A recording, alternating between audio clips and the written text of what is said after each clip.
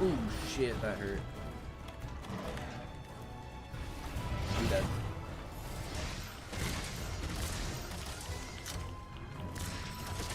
Nice. Easy peasy!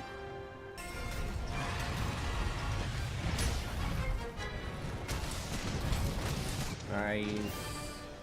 Freaking smash his face. Yes! Perfect. Oh, and he's dead. We didn't do enough elemental damage.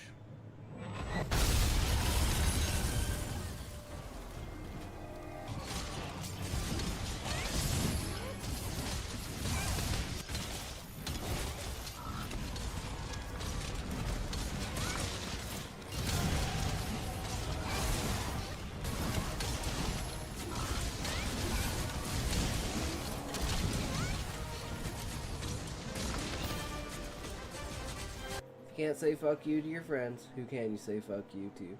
Fuck you. So maybe let's not. Holy shit, what the fuck? Uh-oh. Whoa!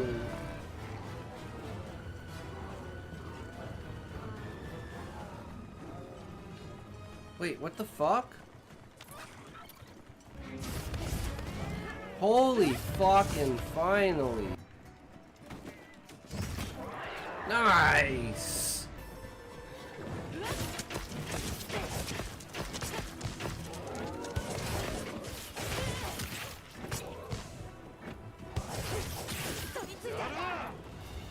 Oh, at least you get mounting on it. Nice.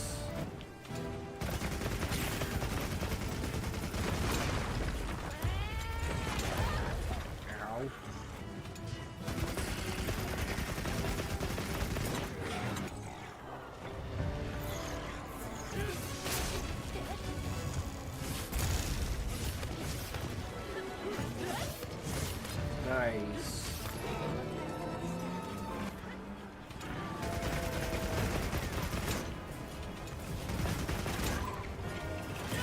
Ooh, ow.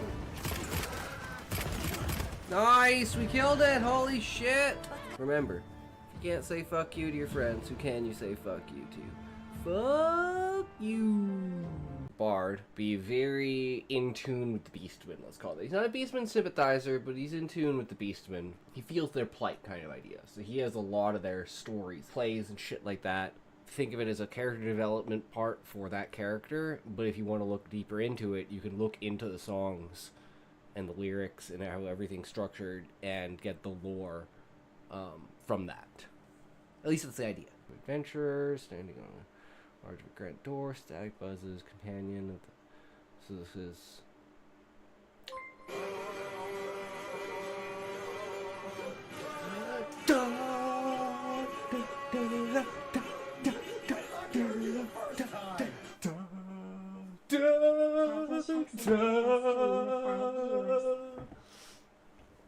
Welcome, welcome. Thank you for the raid. Catfish Hexen. Welcome, welcome.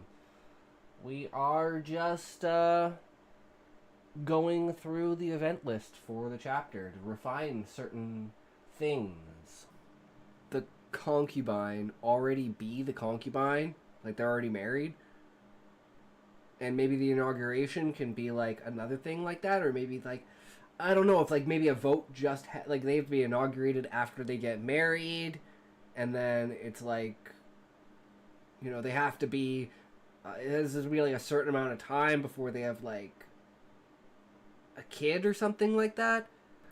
A connection between the Beastmen, like in chapter 2, the inauguration, the riot, and the death of the Beastmen, causing even more uproar. So it's like, to some people, this riot is what starts the new Beast War. If you can't say fuck you to your friends, who can you say fuck you to? Fuck you! And the link did not work. So I had an idea.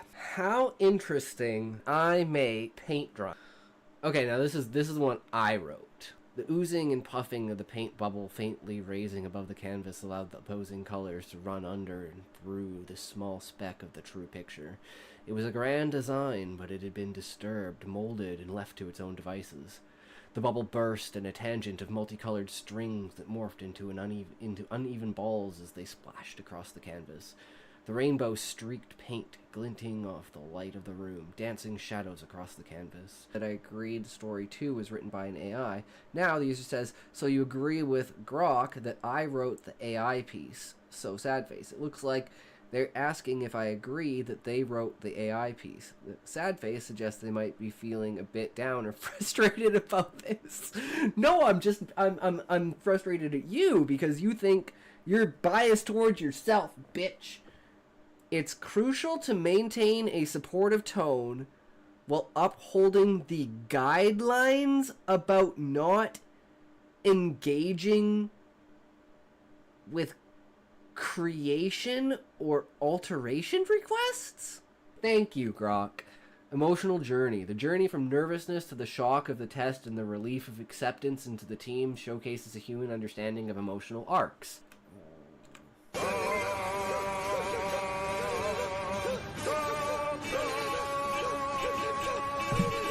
Shit. Quit hockey! I heard you the first time! Welcome, welcome. Thank you for the raid, Rowan. Much appreciated. Welcome, welcome.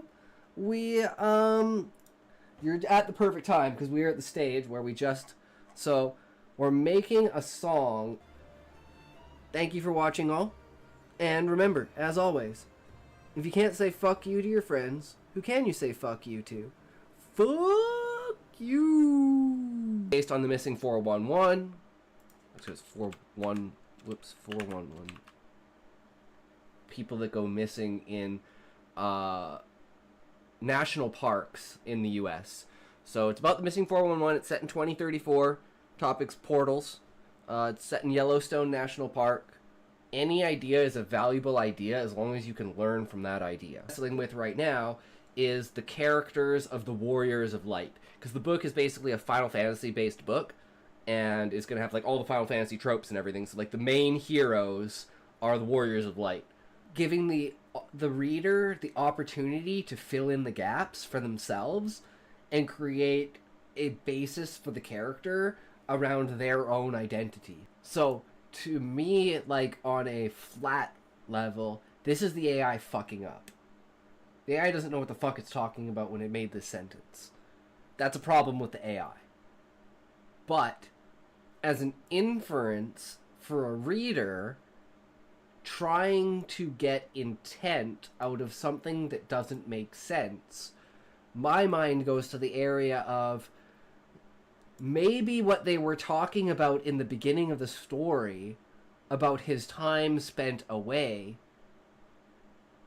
was reference to him being in this dimension. There are no rules for writing. Because once you create rules for writing, you lose out on all the dark, fucked up, twisted shit that people do, and because it's writing, you can just read it anyways, because it's just fiction. Blender, and the sound, space the light, to starboard, asleep, on cross in light, the earth in its sky, heaven in its earth, night jungle, and day river through the universe. You can't say fuck you to your friends. Who can you say fuck you to? Fuck you! The link did not work. Yo, boys, we back at it. Welcome, welcome. How's it going? So, we found this new program. We've been struggling with making our own maps, so I thought this one was pretty funny. You can go talent, and then it'll tell you, well, damn, man, 165% writing talent. That's insane. I remember making 3D puzzles of ancient cities and shit like that when I was a kid.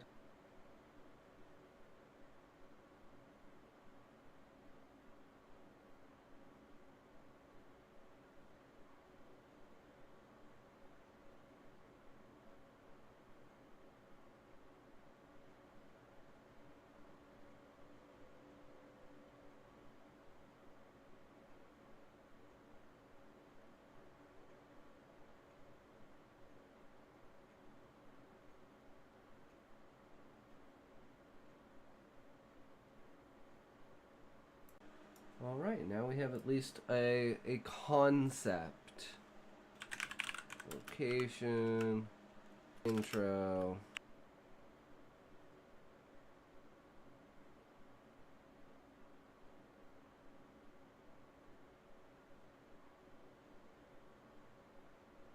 So we take this, write a 2,000 word story about.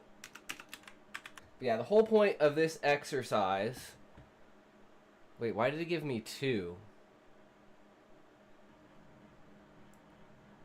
Damn. Alright.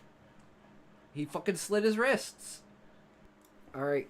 And remember, as always, if you can't say fuck you to your friends, who can you say fuck you to? Fuck you.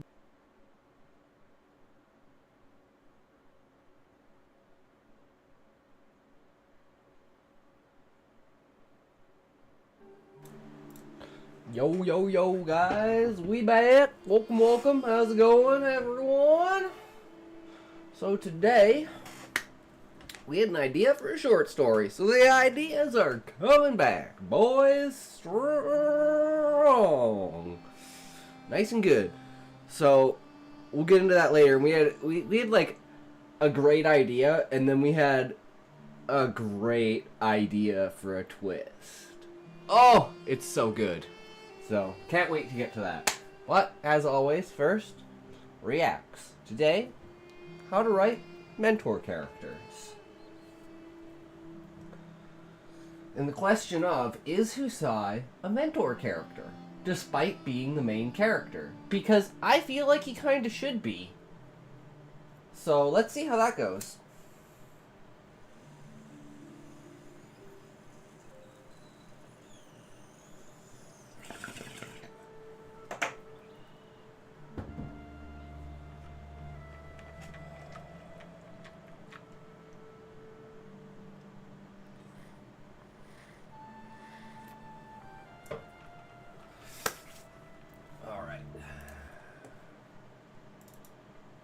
Today's video is sponsored by Campfire, a writing program that we will be reviewing later. So, I'm not saying that we're going to spend the whole video talking about literally the best mentor character to ever exist. Fight me, Uncle Iroh, mentor to Scary Muscari Face, but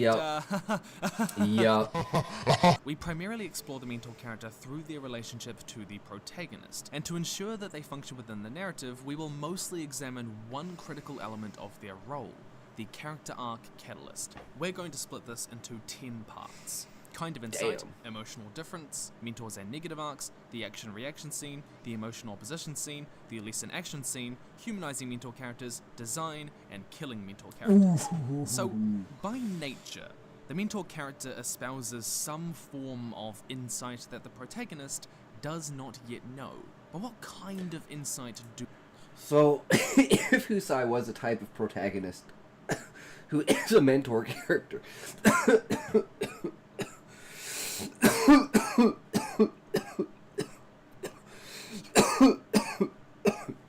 Excuse me. That has the ability to inspire, even as the main character. He has information that other characters are not privy to. He is a lone in his own cause because he is the only human, and as far as he knows, he's the only human. All he wants to find out is if there are other humans. And the only other humans are celestial beings. What do you know? Unfortunate.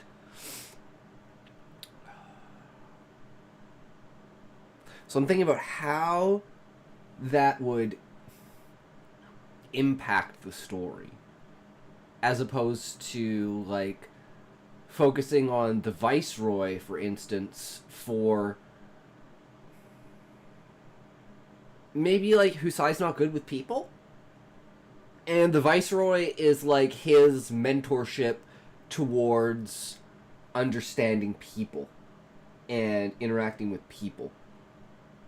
Because that's all the Viceroy knows, is politics and interacting with people, and how to appease people, and how to, manipulate people. do they need to have? In K.M. Wayland's fantastic book, Creating Character Arcs, a good point she makes is that at the heart of any character arc is the lie. He is harboring some deeply held misconception about either himself, the world, or probably both. Your character may not even realize he has a problem. Yup. What matters in writing a mentor character is the relationship they have to that lie the protagonist believes. And the role of that relationship will change depending on whether the character has a positive arc, changing for the better, or a negative one, changing for the worse. In a positive arc, the mentor has specific insight into the truth that the protagonist does not yet believe. In The Last Airbender, Zuko believes that his self-worth and his honor comes from the approval of his abusive, manipulative, domineering father. He doesn't even realize that this is a problem. The only way to regain my honor is to find the Avatar. He sees it as the truth. This is the lie he believes, and it is the one that Iroh struggles to break down. I know my own destiny. So this would be interesting, because this is almost like an anti-mentor character. Because in some ways he's steering Husai in the wrong direction. Because Husai knows battles, tactics, adventuring, but he doesn't know... And he kind of also, I guess, actually, he also does know the political landscape because he spent the last, 40 years being the Adventurers Guild leader. So... Well, now here's a thought. The mentoring character is Gaia.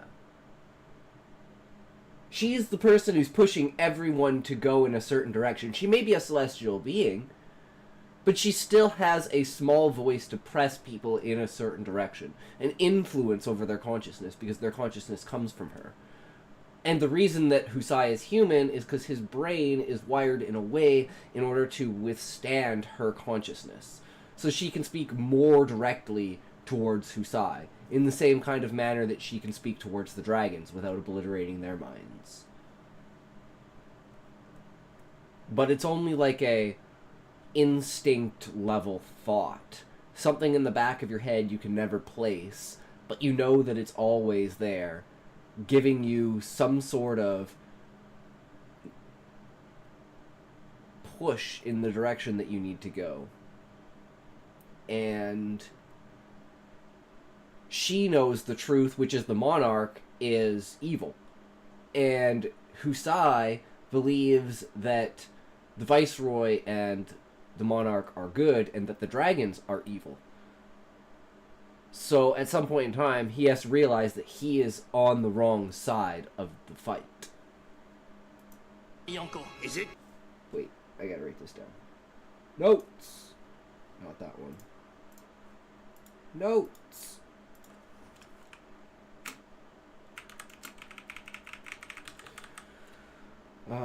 Gaia is the mentoring character. She presses and influences in minuscule ways that butterfly effect into extremely important pieces, i.e. Husai being human and being able to withstand force of Gaia's mind enough to have a closer hold on. Hey bud, I've decided I'll be streaming tonight since the essays have got me hooked. Alright, sounds good, brother. Have a great stream, man. Did you check out Muffin? He was going crazy.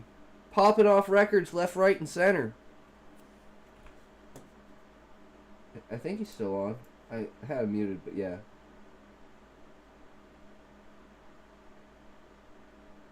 Oh, he's got someone in his chat giving him some advice on more turns, because he's just learning the new tracks.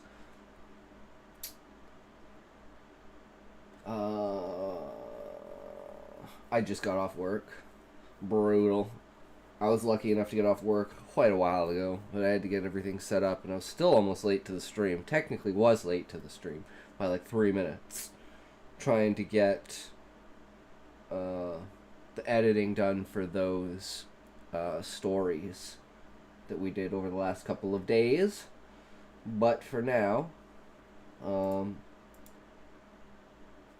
we had an idea for a short story that we're going to write today.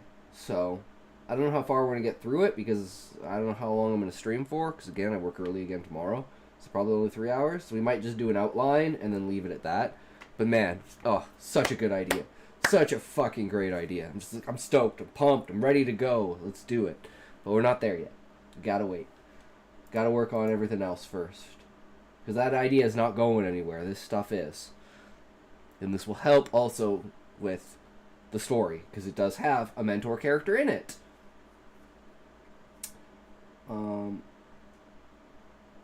Closer hold on.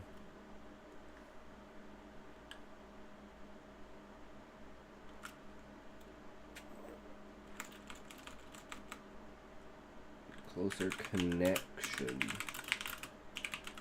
to Gaia.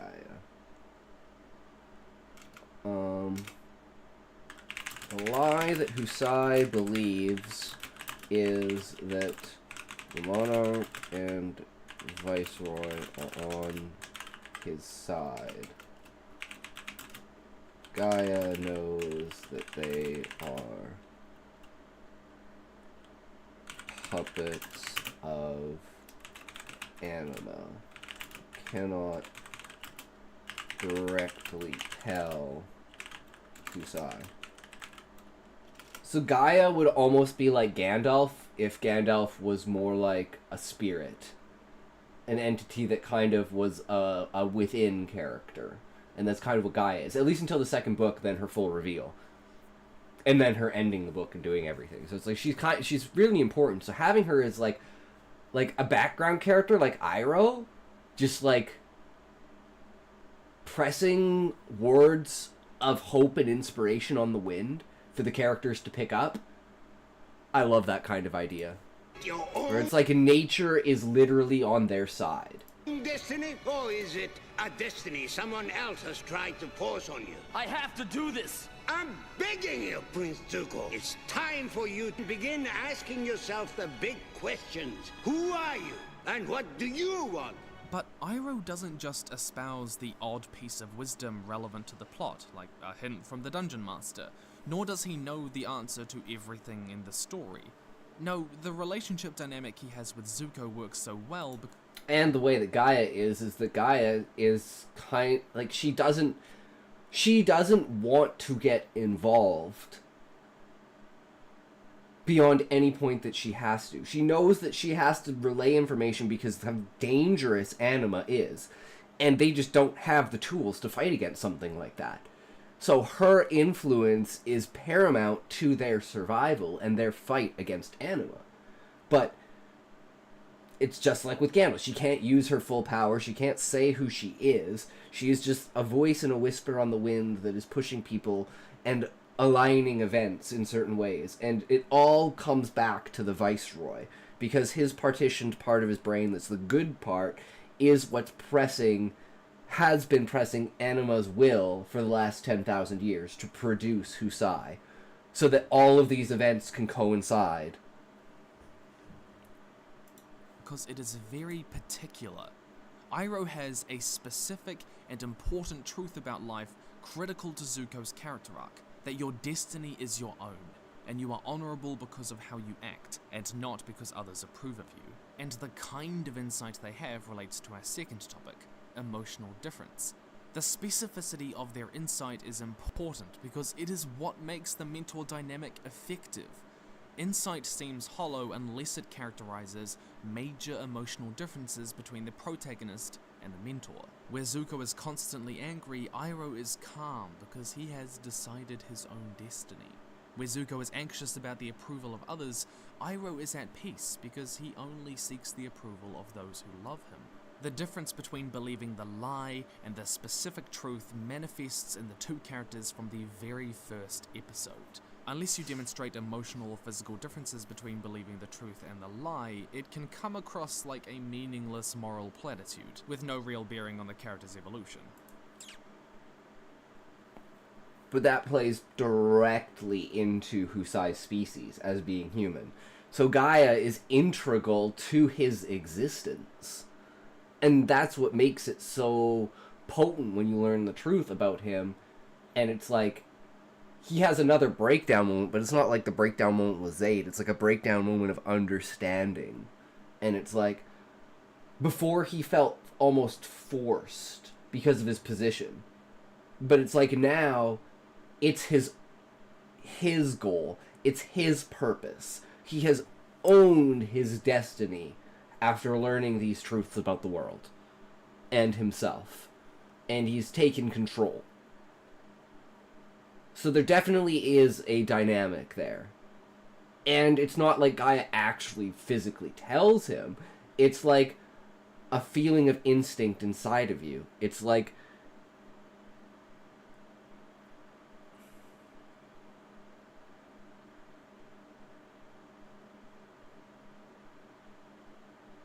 it's like knowing what your favorite food is without ever having eaten. You just know. And it's like, again, Husai questions where this knowledge comes from. And he talks to other people about it because it's so out of place for him. And most of this comes in the form of dreams. But don't be fooled, the truth can hurt. Knowing the truth does not need to make a character happier. In Lois Lowry's The Giver, Jonas is emotionally distraught when he learns... Yeah, because Husai's like, basically turned from Zaid as a kid to Viceroy as a dad, and now the Viceroy turns around and goes on the Monarch side, and everything just gets flipped on its head, and Husai again is like, well, man, who am I supposed to trust? And then he starts questioning, is Gaia really who she says she is? And it's like, looking at the events that have happened, it's like, she has to, like, everything's lined up, like, I don't like, this would be such a backwards kind of thing if she didn't have any overall, like, stake in the outcome, which is, again, her love for her own consciousness and the planet itself. Learns the literal truth about his society, of the horrors of war, torture, and humanity's evil deeds. It is quite common in dystopian fiction or realistic sci-fi or fantasy for the truth to be a darker reality than the fiction that the protagonist believes. Here, the emotional difference is one of maturity that begs the question, is it better to know the truth or to be happy? This automatically generates internal conflict when the mentor shows what this person could become like if they accept the truth. But here's kind of the weird thing. The protagonist does not technically need to accept the truth that the mentor believes for them to undergo a positive arc. In the 2006 film History Boys, a class of boys are mentored by Hector, who believes that education is valuable for education's sake, and while we see in the story that there is value in Hector's wisdom and the boys grow as people because of it, the events of the story and another mentor also show the boys that the purpose of education is to get a job and set you up for university and life financially, that it helps you integrate into society. A mentor character does not need to have the whole truth. They could be wrong about or not know a lot of things, but be right about one crucial thing that matters. This is an idea rarely used, but it's one with a lot of potential. Nobody in our lives, parents, teachers, partners, role models, have the whole truth that we need to understand. When we see through lies and grow as people, the truth we come to is often a combination of insight from others and our own personal experience. In a positive arc, the mentor's role is most narratively satisfying when their wisdom is specific to the lie the protagonist believes. They may have the whole truth, or your protagonist may find value in their insight, but ultimately they may see through the lie and find a different truth that builds on the mentor's wisdom. Iroh and Hector, though, are examples of a mentor in a positive change arc, where the protagonist changes for the better. But what about negative change arcs, or tragedies, where the characters change for the worse? In this, the mentor guides the protagonist towards the truth, but the protagonist ultimately rejects it, leading to their downfall. We can see this in Obi-Wan Kenobi in Revenge of the Sith, where Anakin rejects the truth that love is stronger than physical power. Love won't save you, Padme. Only my new powers can do that. This dynamic is usually the most tragic, because we can see what they were meant to become. We see the mentor fail, and mentors aren't meant to do that. But one really interesting point of tension for the mentor in a negative arc is that the protagonist's rejection of the truth is often rooted in the flaws of the mentor. This is in usually one of two ways. Also thinking Fafnir is also another mentor character. He may come in later in the book and he may be an enemy at the beginning, but he is definitely a mentor character. He's the one who creates the relic armor and weapons for them, teaches them how to use them to their full potential. And now that he knows, like, well, he's always known, but now that magic is available to basically everything, not just the dragons and Gaia, essentially, then, you know, weaving his power into it and allowing them to extract that power creates even stronger, like, rift, fissure, implosion mechanics.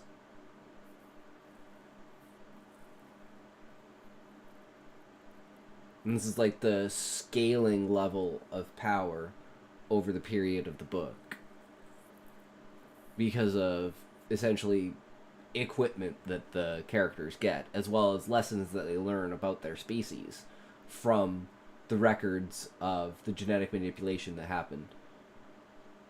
Mentor does not empathize with their struggle enough, alienating them, or they force them to make a decision that they have not matured enough to make. If they can't change, then the protagonist is usually condemned to a negative arc, unable to accept the truth.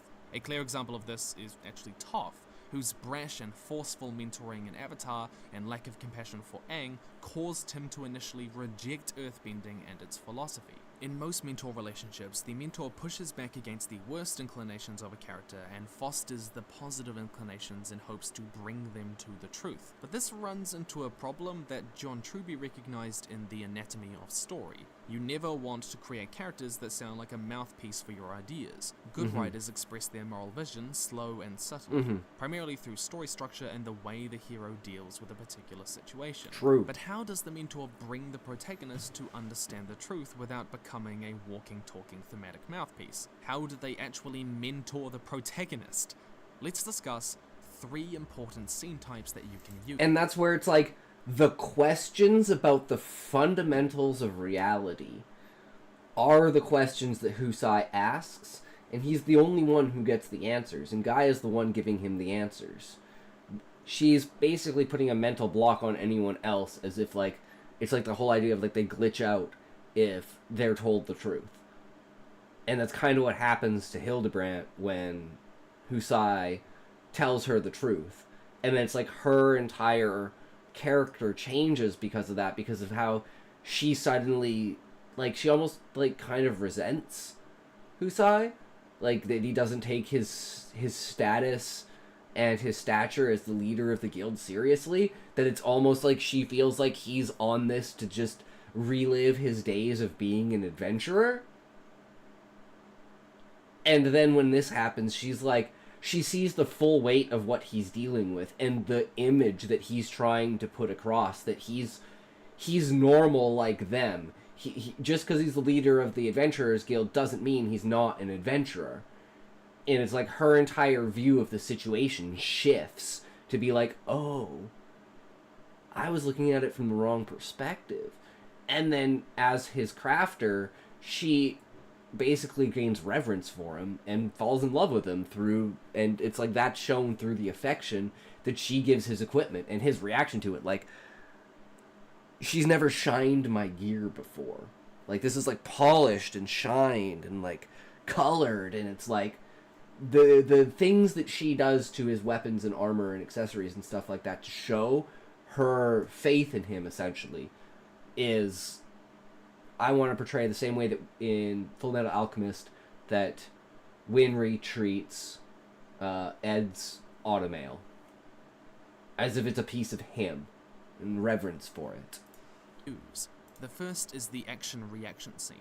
In the action half, the character has a goal, they meet an obstacle, the outcome is usually disastrous, and in the reaction half, they react psychologically to the outcome, they face a dilemma, and they make a decision.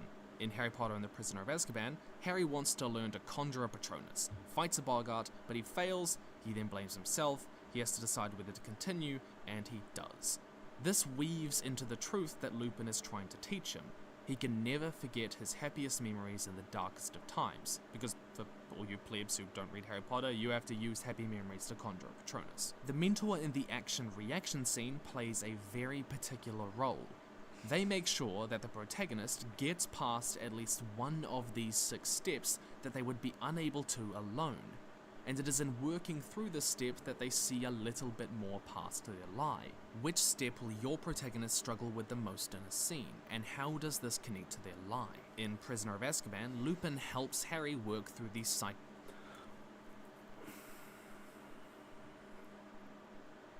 A lot of this makes me think that there's not much in the first quarter of the book. Because I'm like, how many times have I referenced the first quarter of the book before the attack on Garuda, other than the first 3 chapters? And the actual adventuring that they do, and the characters that they meet, and the things that they do between... Because, I mean, I guess there really isn't, like, they leave the tree, they investigate a dragon, they pick up more party members, they go to the caves, they investigate the Sahagin, they find everything, like,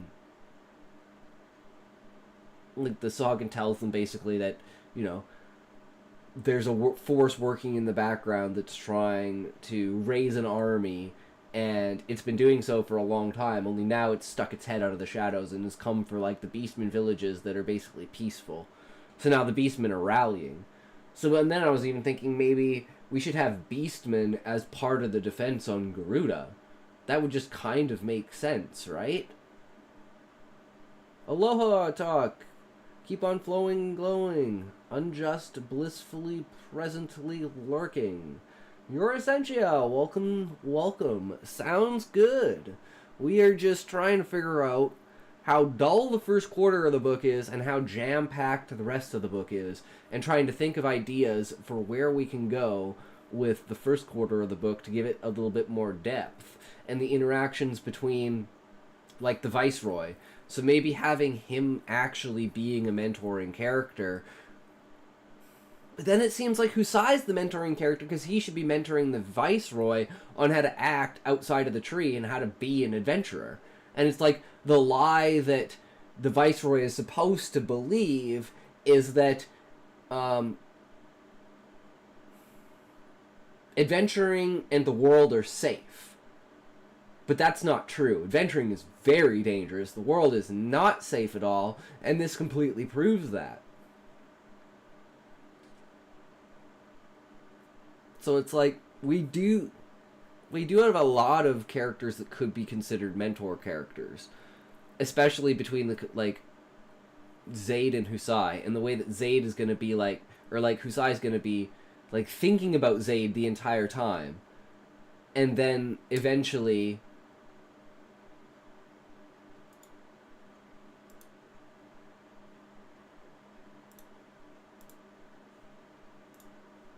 Oh, shit, I didn't mean to do that. I banned it, but then I closed the chat. Pop out. There we go. Okay. Much better.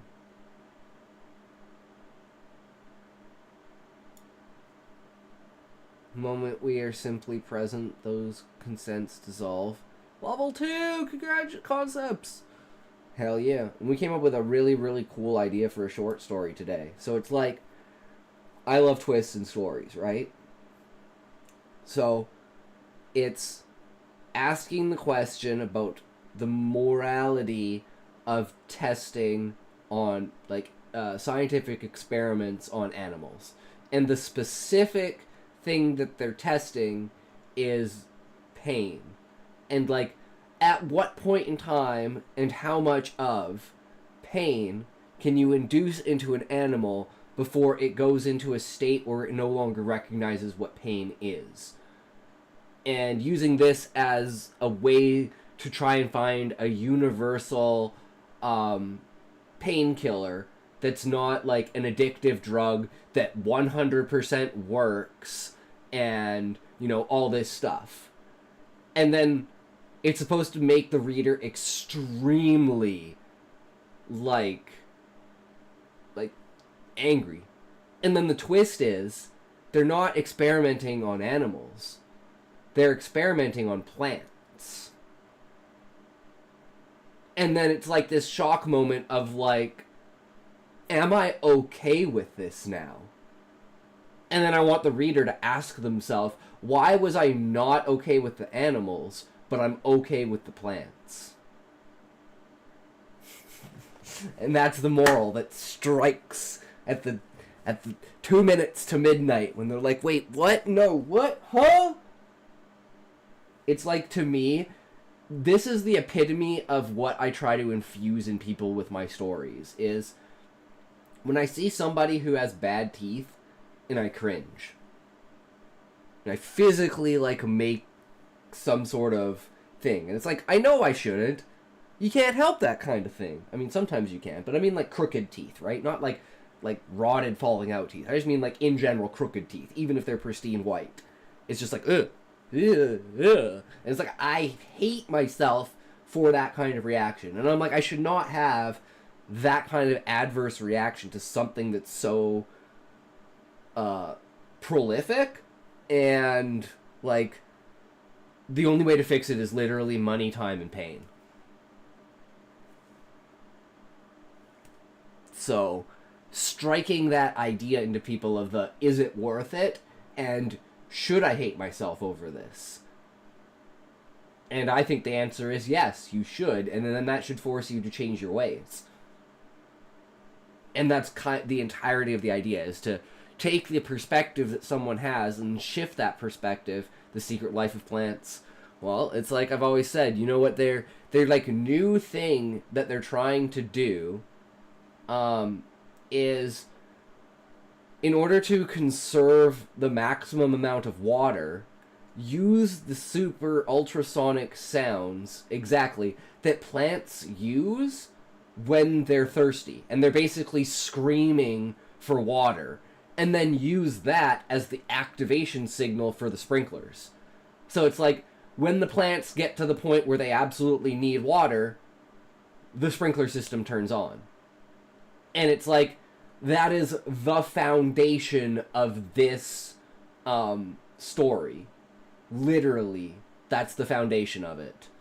And then it kind of evolved into this huge thing. And then I was like, let's throw this twist in there to make it, like, you know, seem like it's animals, but then it turns out to be plants. And then people are like, do plants actually do that? And it's like, yeah, plants actually do that.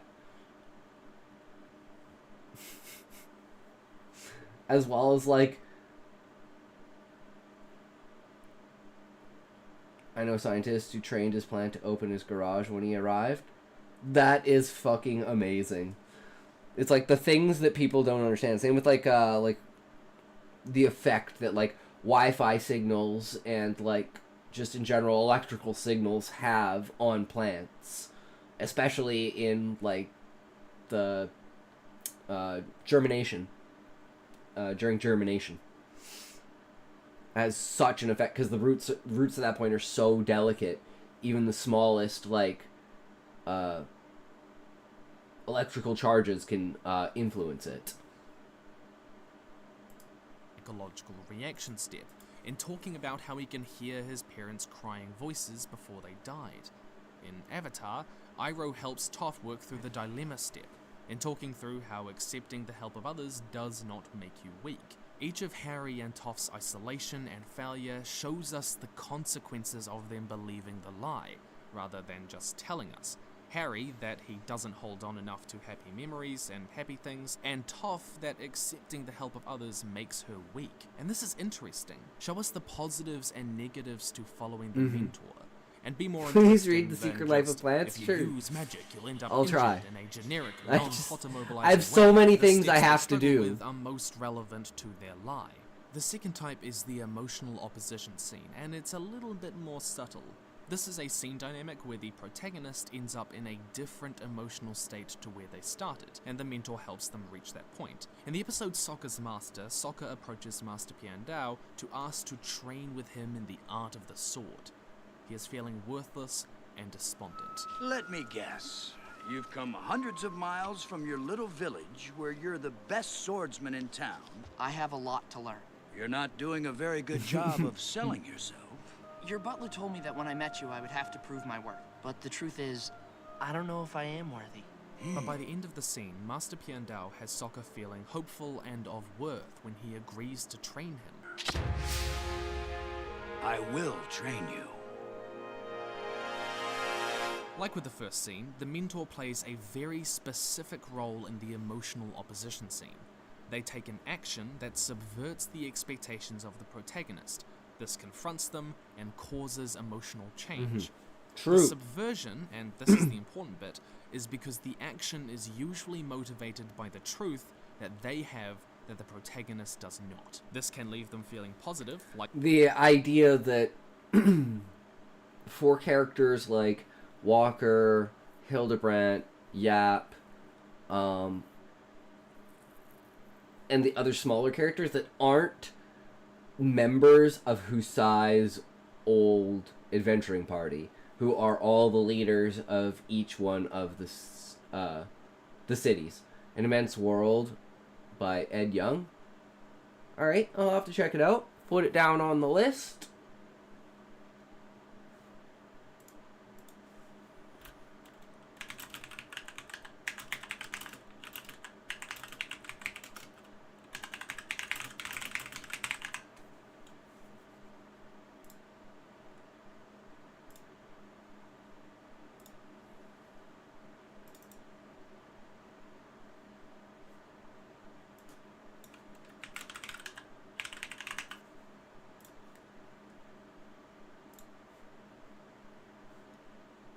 What was I going to say about... Right, the side characters. And, the squires. Because each... So, if we go through the characters, we have Husai, all of his 6 friends, plus Varius, plus the Viceroy. And then the Viceroy needs an adventurer and a squire. Husai needs a new squire.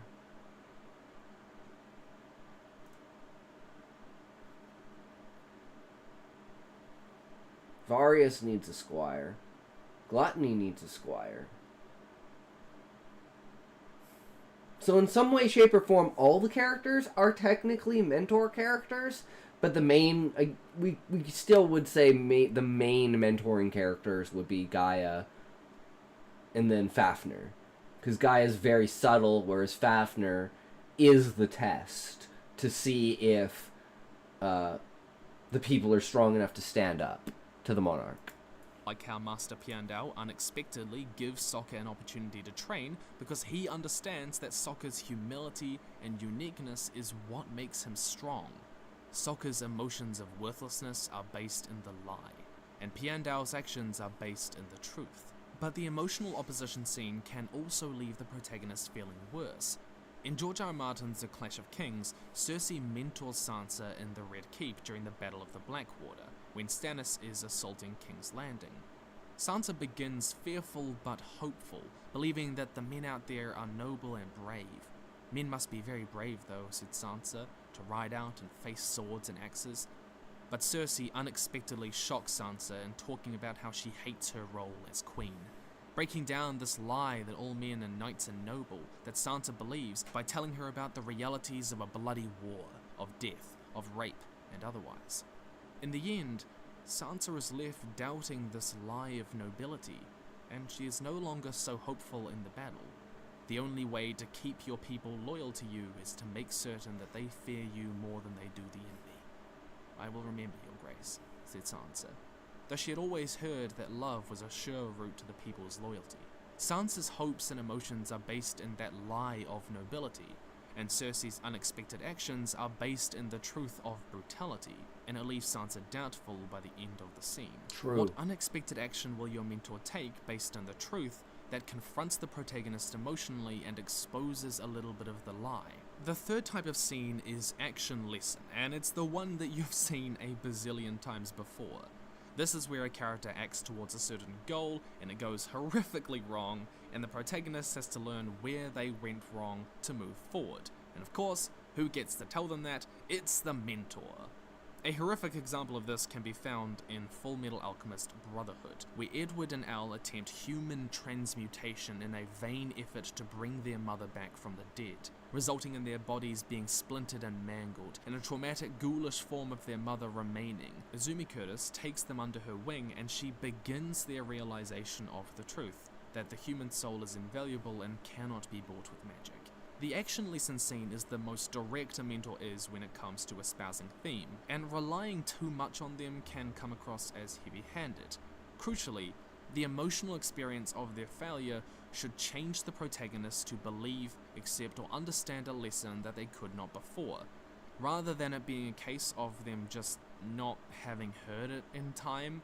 Like, oh, well, if you told me that before, I wouldn't have gone and done the stupid thing. One interesting subversion of this is where the mentor gives the lesson before the protagonist is emotionally ready, leading to them rejecting it, and this actually inspires them to go do the reckless thing. In George R. R. Martin's Game of Thrones, Maester Aemon tells Jon that the men of the Night's Watch must have no divided loyalties to weaken their resolve.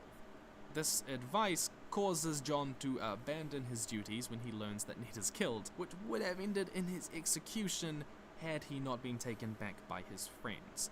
Only after making the mistake of leaving does he see the value in firming his loyalties to the Watch, which turn out to be a good, mostly good idea. Spoilers. Humanizing mentor characters. So one problem that we often see is that mentors aren't really people. They're just banks of infinite wisdom where you slot in a coin of personal failure and they happen to pump out the right fortune. Because of this, they don't seem to have flaws, or the ones that they do have don't really play a role in raising tension in the narrative. There are three common methods that I tend to find work best. Firstly, using the... Well, I would say specifically for Husai, his would be, if he's trying to mentor an adventurer, he's out of touch. Husai is out of touch as fuck with the way that the world is.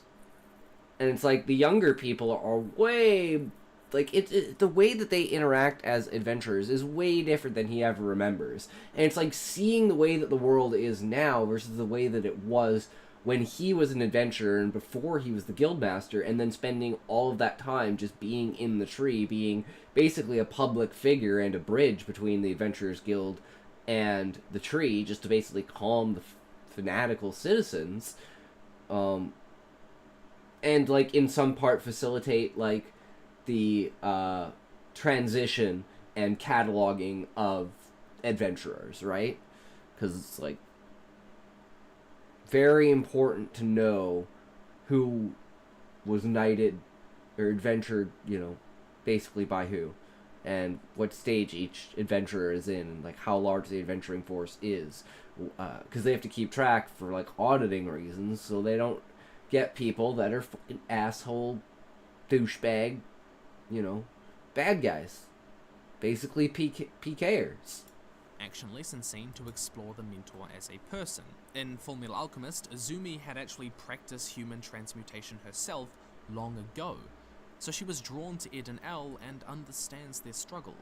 In Avatar, Iroh was once someone who saw power as the most important thing, till it led to the death of his beloved son, Lu Ten. Brave soldier boy comes marching home. So it breaks his heart to see Zuko falling down the same path. The action lesson scene is typically most compelling where the mentor themselves has already made the same mistake, phrasing the action lesson scene as an exploration of the mentor's mistake. What is Gaia's mistake? The only thing I can think of is maybe not trying to use the dragons to remove the shard from her shell and cast Anima out. even at the fear that her own creations, because that's what held her back, is she didn't know what would happen.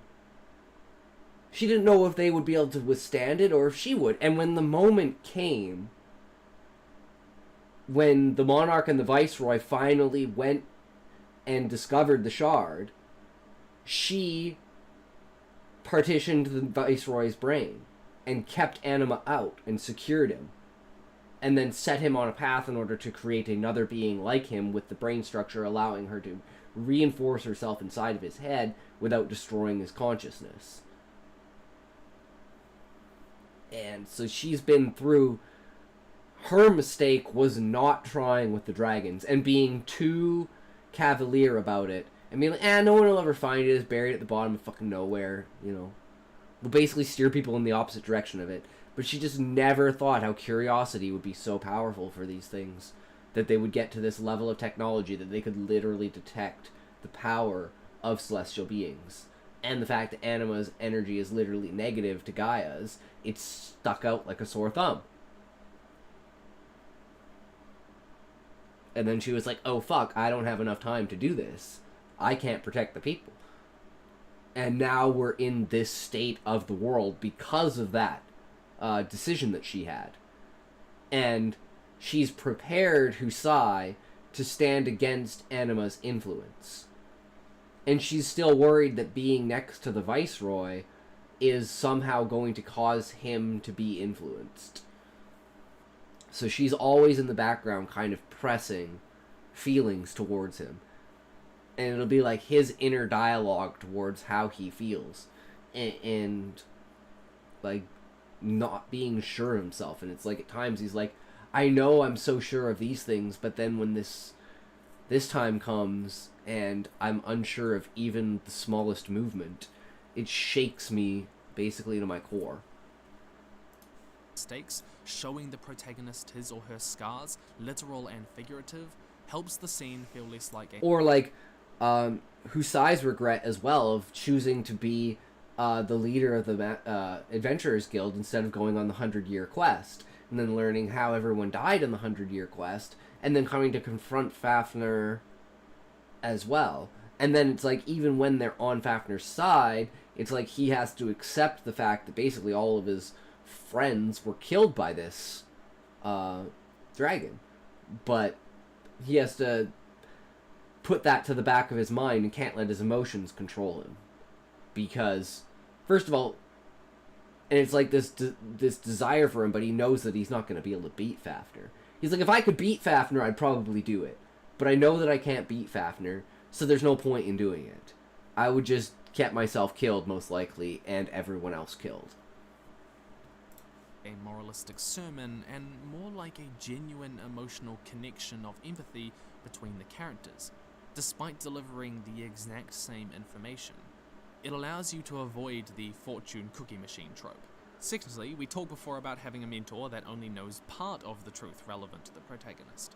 And this works really well because it allows us to see their flaws play out in the story, humanizing them. Consider how the things they do not know might cause problems for them in the narrative, either leading the protagonist into a situation that is not right for them, or causing conflict between the two characters, or even resulting in the mentor's death. Thirdly, and this is my favorite because it is so damn simple and almost no one does it, giving the mentor a character arc. One mildly common arc is the cynical mentor returns to the fold, which can be seen in let's not go there. Just focus on this little bit. Let's not go there. The Last Jedi. Rey seeks out Luke, the mentor, but he rejects her as he has rejected the truth he once knew, that the Jedi can bring balance to the Force. It is only Rey's persistent sense of hope and optimism that causes Luke to return. That gives me an idea. What if Fafnir is wrong? Because the other dragons left and stopped pursuing it. But there's something in Fafnir that makes him need to carry out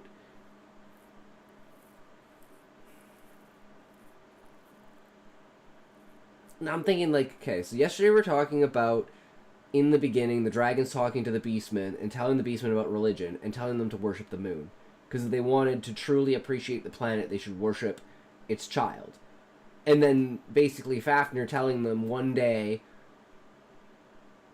when the moon is sent away, there's the possibility that future generations could be riding Fafnir to a new destination. So he's always kind of yearned for something else, something beyond the horizon, a new world, because he's at the lowest tier of the dragons, right? So he's like, I want something for myself. It's almost this selfish reason that he's like, he's always imagined that one day, because he knows the other dragons aren't going to do this. The other dragons aren't going to leave Gaia. But he's like, one day if Gaia sends Ixion out, I want to be the first to colonize it. I want a child of Gaia and the children of Gaia to reside on her own child. So he's always had this idea. And when the monarch pulls the moon out of the sky and kills Ixion, that's when he's like, ah, shit.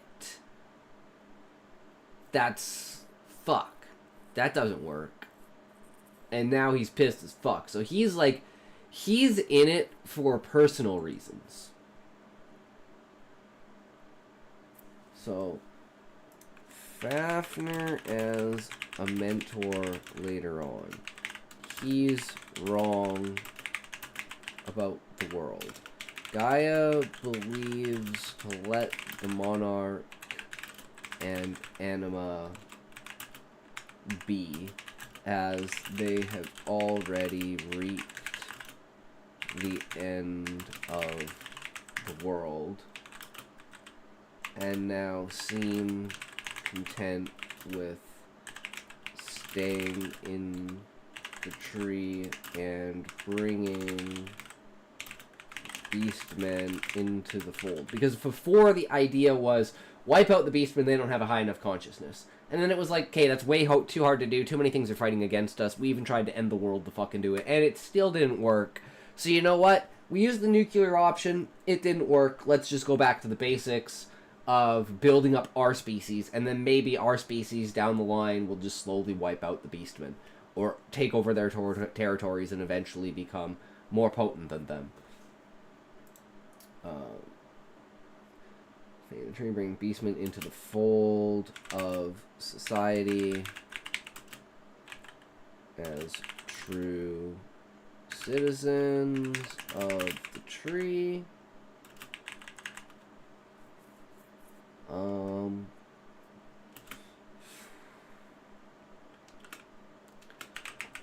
Fafnir's fanaticism is set in his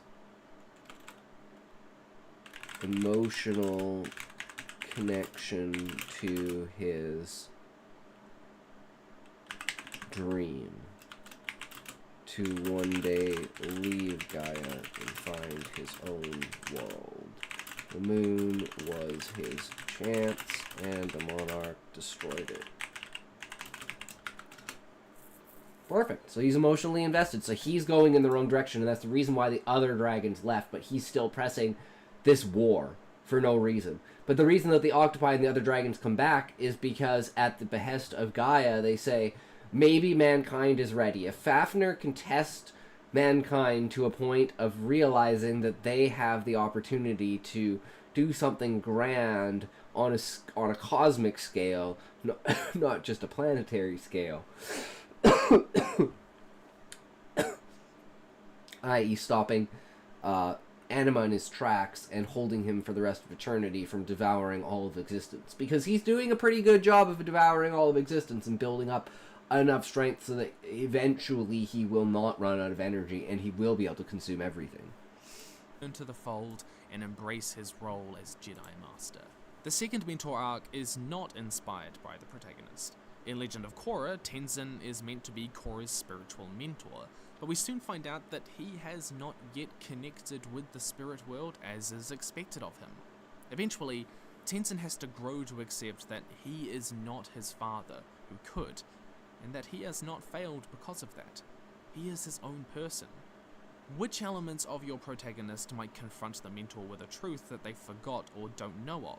Which events in the story might confront the mentor emotionally? And now we can... That even after losing your hopes and dreams, those around you are more important than some fantasy that you have about your existence.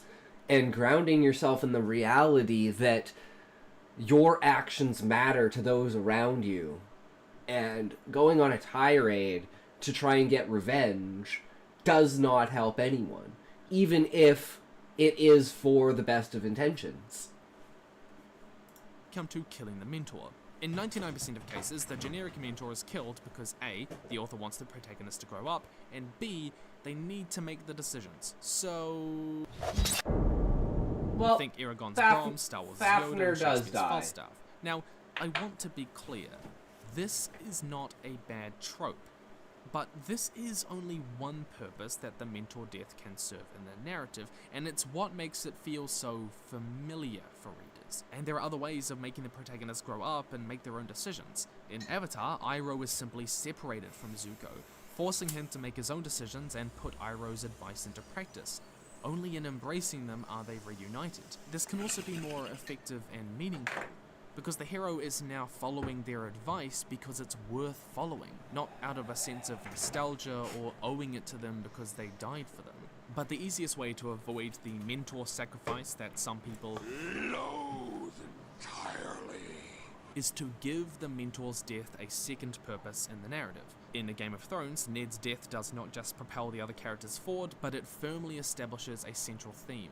All men must die, even prospective characters. In Artemis Fowl, The Opal Deception, the death of Julius Root is less used to motivate Holly Short, but to firmly establish how big of a threat Opal poses, the villain. She took... That's exactly what mine is. The death of Fafnir.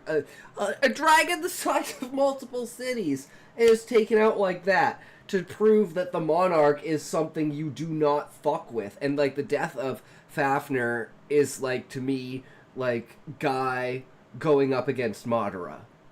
Only he doesn't get revived by Naruto at the end.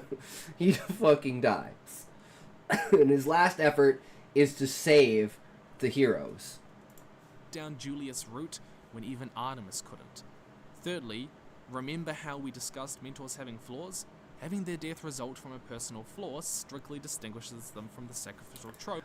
Which...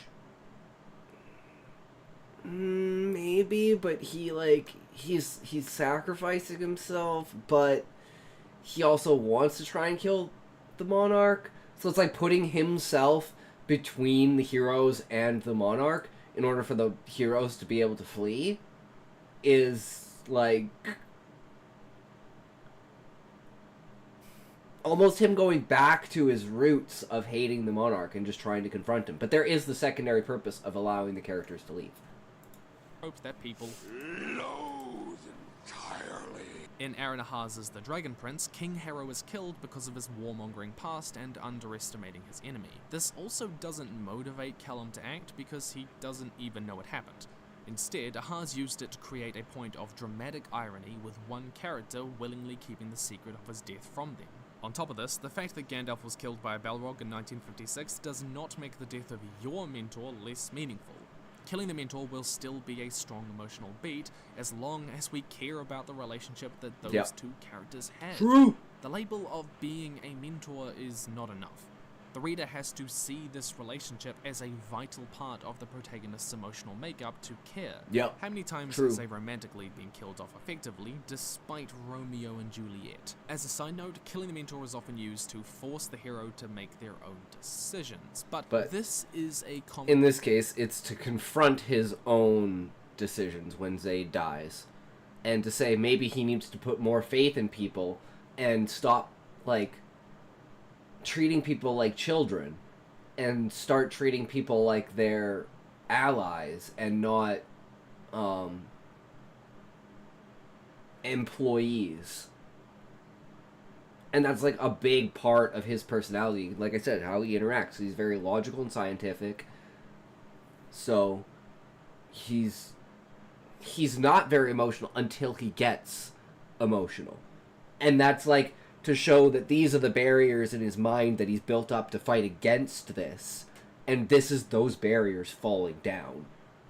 And him actually being affected by it, whereas before... And it's kind of like the idea of the straw that broke the camel's back. It's just too many things have been building up that even with this immense emotional wall that he has in his mind, he still can't break through once he learns of how Zayd dies. Like, at first it's like, okay, Zayd died, that sucks, right? He doesn't believe it. And there's like the tiniest part of him that kind of knows that it's true, but he's like, whatever. But when he sees what actually happened, it fucking breaks him and destroys him. Because he knows it's his fault.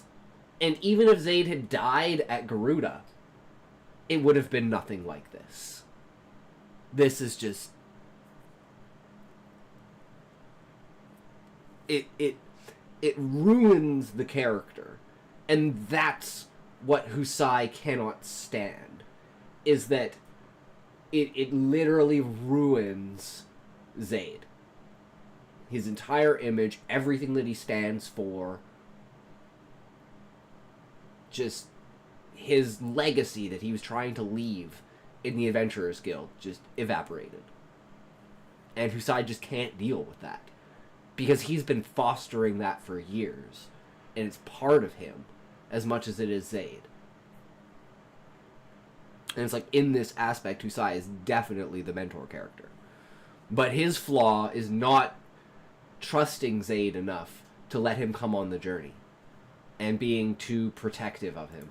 A result of having the protagonist be somewhat passive in the first act of the story, with the mentor making the decisions about where they go, what they do, when they fight, when they don't fight. You can simply invert this and have the protagonist already making their own decisions. That way, it is natural for them to continue on their quest. That doesn't really change. Finally, designing the mentor. I've always been a big proponent of the idea that the aesthetic of a character matters less than the function of them in the narrative when it comes to originality.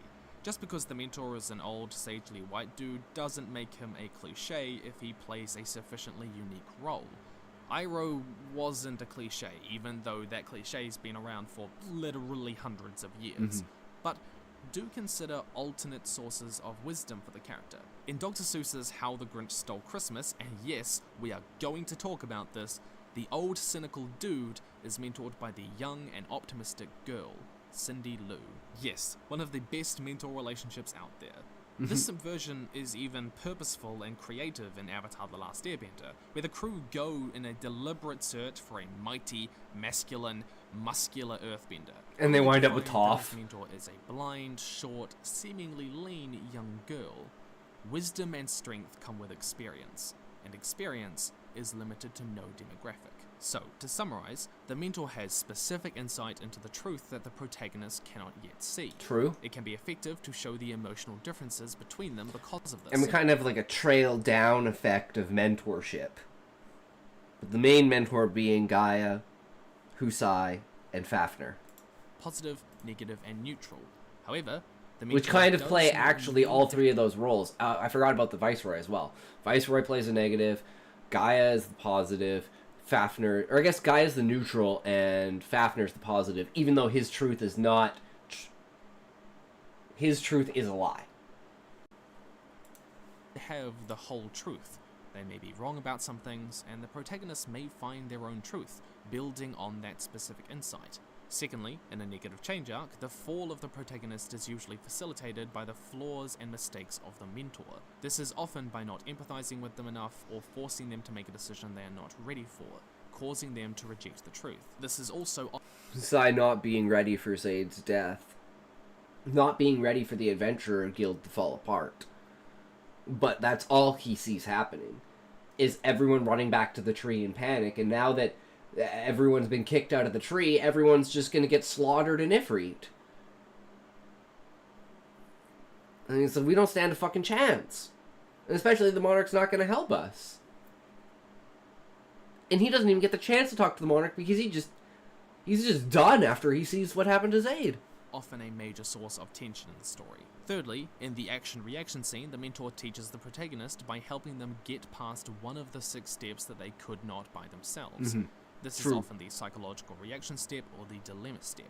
This technique avoids moralizing to the reader because the mentor is never explicitly talking about the theme, but the action helps the reader explore it. Fourthly, in the emotional opposition scene, the mentor helps them by taking action that subverts the expectations of the protagonist. This decision would be like in this way, like the negative aspects of Fafnir in his like fanatical aspect, and it's like we've already like expressed fanaticism in the book, so it's like seeing this now in Fafnir also makes Husai question, and he's like, is this the voice that I've been hearing? Is this the push that I've been given? And he's like, no, it's only a piece of the puzzle. Because it's not Gaia.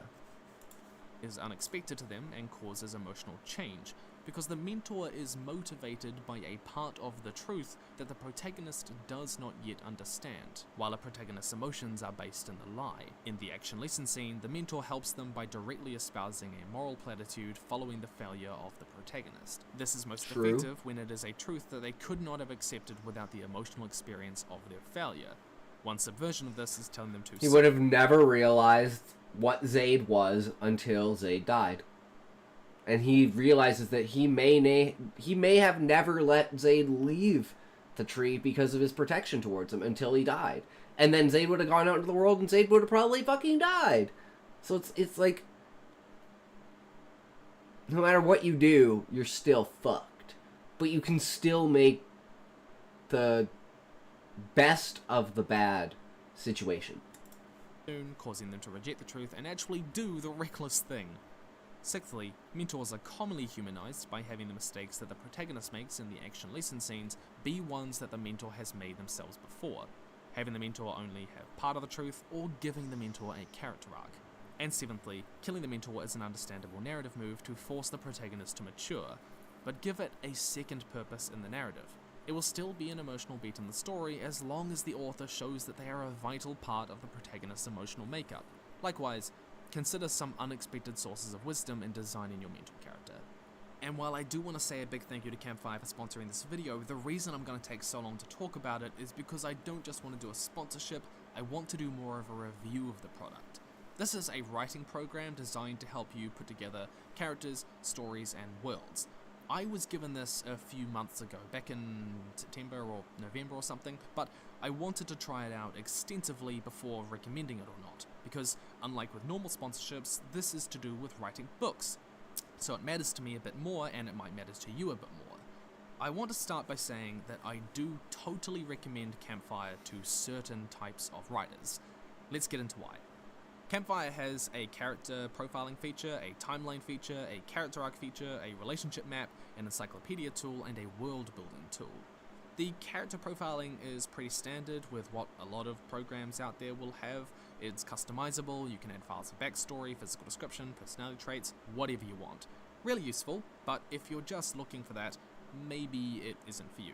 I've personally used it to actually go through my chapters and highlight pieces of description and personality like that I actually use in the book to catalog them so that I can keep my characterization consistent, because I find that my characters often change eye color or something like that. But Campfire has two really unique things that I've found useful.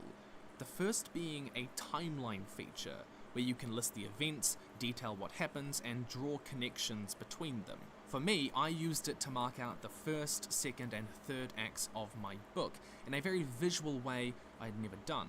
I could see where my midpoint fell, where my darkest hour was, where the emotional story beats fell, and how well spaced they were. You know, how far is it between kind of the major emotional arcs of the story? And I could see if they worked within the overall narrative structure. I could see which parts and which scenes were superfluous.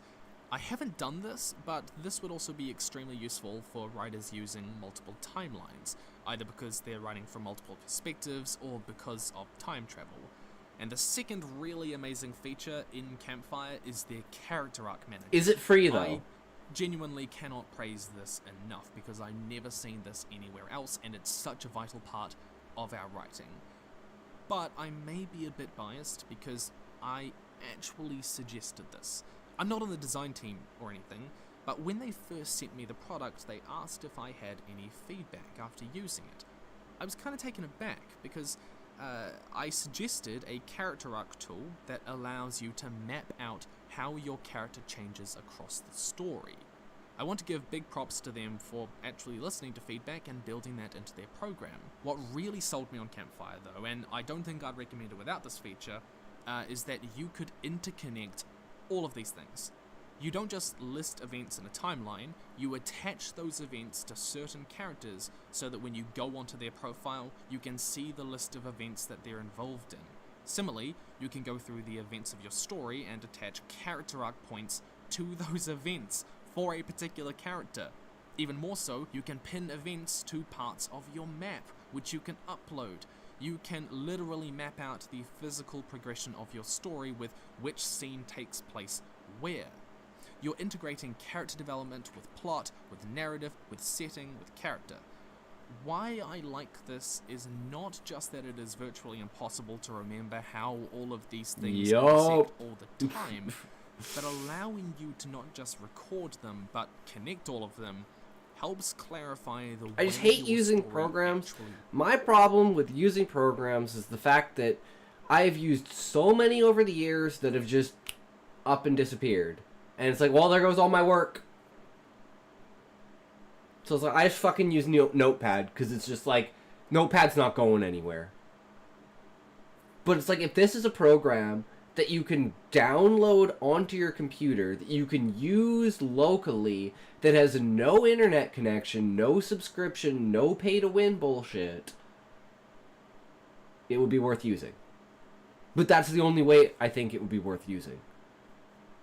Because the chance of losing your shit, and that's everything. That's why I try to keep everything segregated and multiplied across multiple things. Discord, Google Docs, Notepad, multiple PCs, on my phone, in my emails. Like, copies and copies of it so that I will never lose any of it again.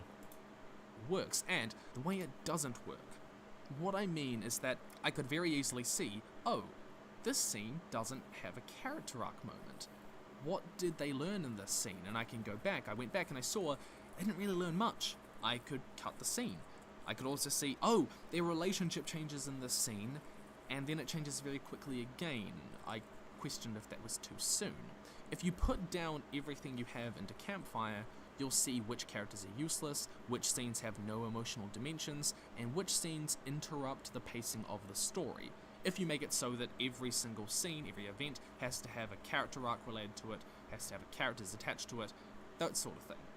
If you are a writer that really wants to focus on getting narrative structure and character arcs right, the fundamentals of your story, that's where I'm which lacking. should be Consistency. or you forget about the details of your characters like me, then I totally recommend Campfire. However, Maybe we'll it's have to not check a it out. world-building resource, though. Yeah, At we least don't have to worry about the world the building. We need to encyclopedia worry about the allows you to connecting create and getting entries it for out of my head anything, onto but paper. there are other programs out there that are more oriented towards pure That's why we're using world building Incarnate. and map building. Some people prefer to start with the world, and that's okay, but Campfire isn't built for that. And if you're just writing very casually, short stories or poems, it's more oriented towards long-form novels. It's also constantly bringing out updates though, and I can imagine it's only going to keep getting better. I hope you at least check it Angst out. has There's a rated my link down stream below with to them, 1 and I viewers. also recommend getting it Welcome, on Steam. Raiders, That's to the just stream. a slightly Thanks, better Days. version. Welcome, That is welcome. all. How's it I hope you enjoyed going? this discussion on mentor characters, and Oh, I'll be there. Rating makes us sound so aggressive. Think of us as writerly neighbors dropping by with donuts. Hell yeah. It is late. Understandable. It is indeed late. It is 1:57 a.m. for me. I think it's time to stop going for me. Fair enough, fair enough.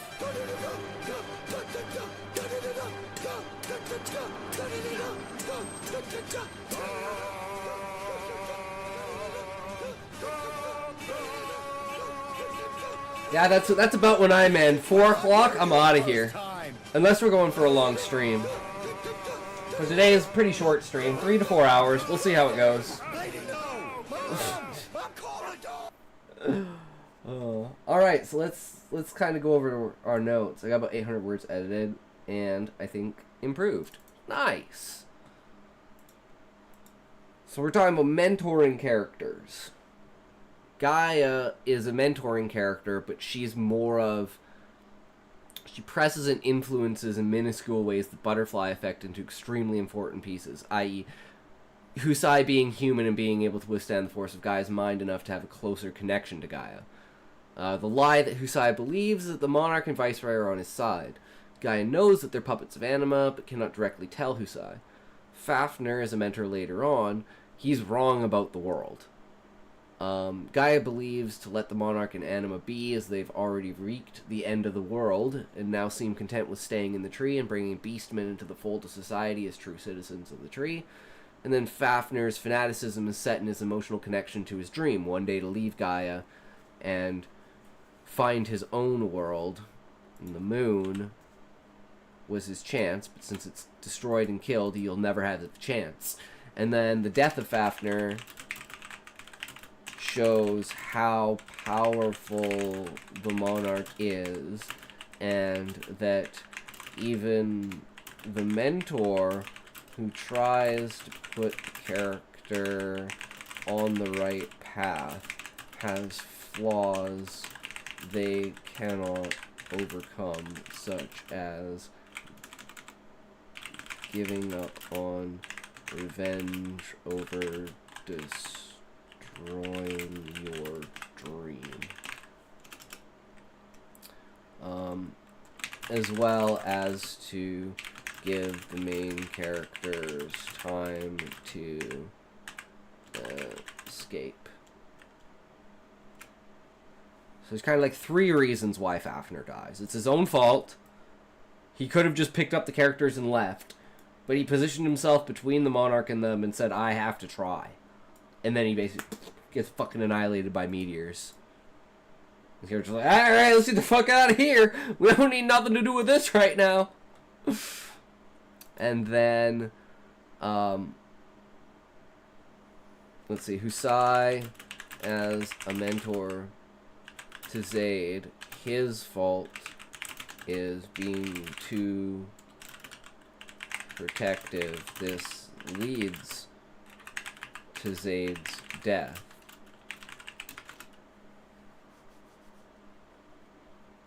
What else? The Viceroy turning at the end, causing Husai to give up on others, only rely on himself. This causes a rift between him and Gaia because he refuses to listen.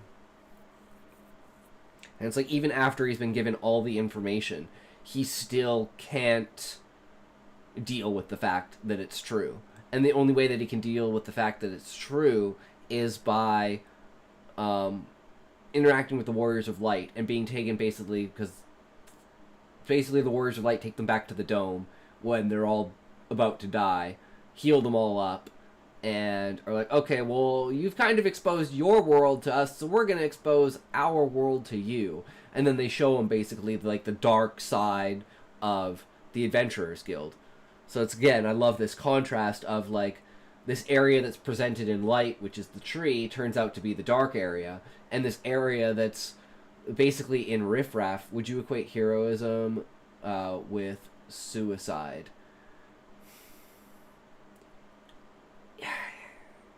It depends. In the case of someone has to die, I'm going to make sure it's me, so it's not others, I think is valid. But in a state like this, where Fafnir could have literally just picked them up and flown the fuck away, he said, I'm confronting the monarch. I'm gonna try and kill him, even if it gets me killed. That is the implication of dying is his fault. In this case, dying is his fault as Fafnir. He is technically suicidal. You could definitely say that, which is funny, because we were watching a mental illness thing for how we were going to do the Viceroy with dual personalities, and it just went, like, way hard into suicide. And we're like, even with Husai and Zaid's death, like, Husai never gets to the point of wanting to kill himself. He wants to prove that Zaid was worthy of being an adventurer. So he's going through all of Zaid's notes, and he finds the Warriors of Light. Because Zaid was like, no, this shit don't add up, man. These people came out of nowhere. They don't exist. Like, and he traces basically 50 people back to 4. And he's like, these have to be the actual highest level adventurers. And they're so much higher than everyone else. In order to hide their themselves among everyone, they created fake IDs to make it look like there was a scale of like 40 or 50 adventurers on that like S rank level. Whereas like, no, there's only 4 main Warriors of Light. But they're just so much overpoweredly stronger than everyone else because they're direct descendants of the Monarch and the Viceroy, who are genetically enhanced, and only their immediate offspring have like the full use of that genetic engineering. And that's why they only allow the Monarch and the Viceroy's kids to mate, and then their kids can never mate, and that just kills the line off. But that allows like the initial children, so that if, just in case like the firstborn isn't a son, for instance, then they can keep going till they get the firstborn son, and then he's the one who is progressed and inaugurated as the next one. Except in reality, they kill their own son and become their son after faking their own deaths, and they've actually been the Monarch and the Viceroy for like 10,000 years. Surprise!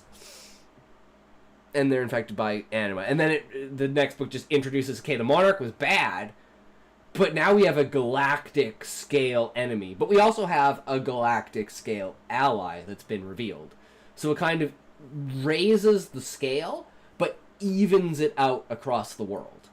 So it's like becoming Super Saiyan, but now you have I don't know, other like minor characters that can meet up with the characters, like the Krillin type characters, you know, the Yamcha type characters, you know, the ones that are not on that level, the ones that are still squires that are trying to hold their own in this massive cacophony of fucked up politics and war that appears to most people shouldn't have even existed, and the only reason that it exists is out of spite. And it kind of is, because both Fafnir and the Monarch, in some way, shape, or form, just want to eliminate each other. The lower forms of life, essentially. And Fafnir wants to protect those lower forms of life, just like Gaia does. But a lot of the turning points are character deaths, reveals about the truth of reality, and like character perceptions, like for instance with Husai and Hildebrand, how Hildebrand thinks Husai is like arrogant and stuck up, and he's like he you know, he's the leader, so he's the leader of the Adventurers Guild, but he's playing at being an adventurer. And it's like she's like he's just trying to relive his glory days because he's an old man. And then when she sees when Husai talks to her about the nature of the world, what's the name of the planet, how do we communicate with each other, where's the essence of what magic comes from,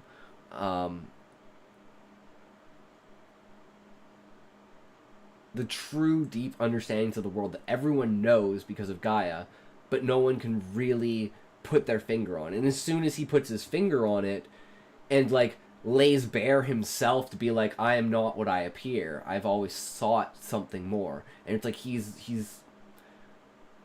trying not to put his burdens on her, but he's trying to tell her that maybe she's viewing the situation from a different perspective, because he's basically in love with her and she doesn't really like him. So he's like trying to convince her in a way that maybe she's seeing the situation wrong.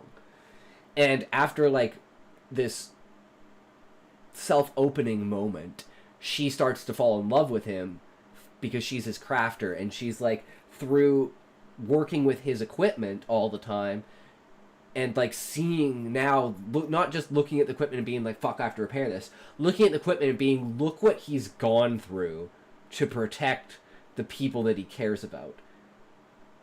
It's like, how many times does the king go out on the battlefield on the front of the vanguard? It's like, that's the king that I want to follow. And that's kind of her entire change of perspective, from him being this old man who's just trying to relive his glory days, even though he's kind of middle-aged, to now someone who's, even he's past his peak and prime, is still trying to fight and show people that he's willing to put his skin in the game. And just that kind of character interaction, I think, is like super powerful. But I think this is pretty good for notes for mentor characters. So I think we did good on that.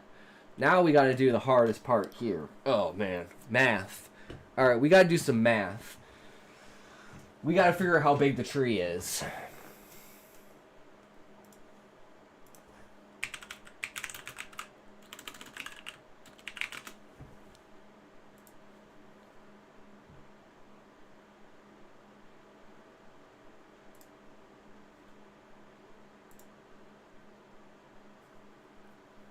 I have no idea. Don't care. Search. Search tool. Search tool. Where's search? That's not it. Search? Search? I always hear somewhere, right? No, that's not what I want. Never allow. Don't need to dox myself. Tools? Not measurement. Jace, welcome. You missed the reacts, but that's okay. We have moved on to trying to figure out Google Earth. Where is the search function? I need to find Mount Everest. Duh, where the is Mount Everest? I have absolutely no idea where Mount Everest is, but we need to find it. And I don't know how to use the search function. Wait, there it is. How did I not see that before? Mount Everest.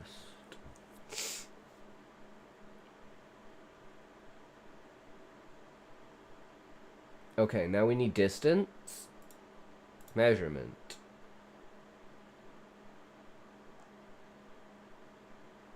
Okay, like, what are we considering?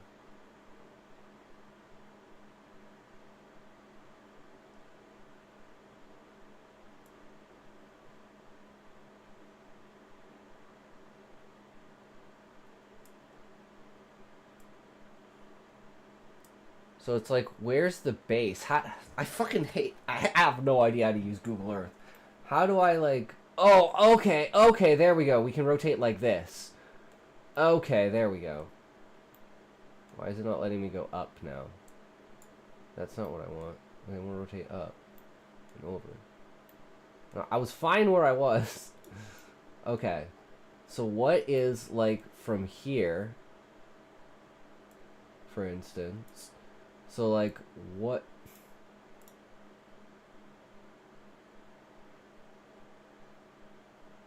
So that's 11 kilometers.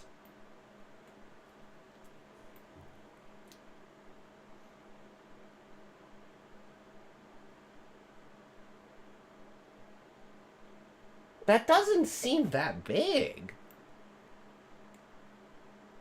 I mean, if you're looking at all of the mountain range around it, maybe that's more like what we should consider, is something like this. Done. No, exit. Something from like here. Like here. To like here. Like here. To like here.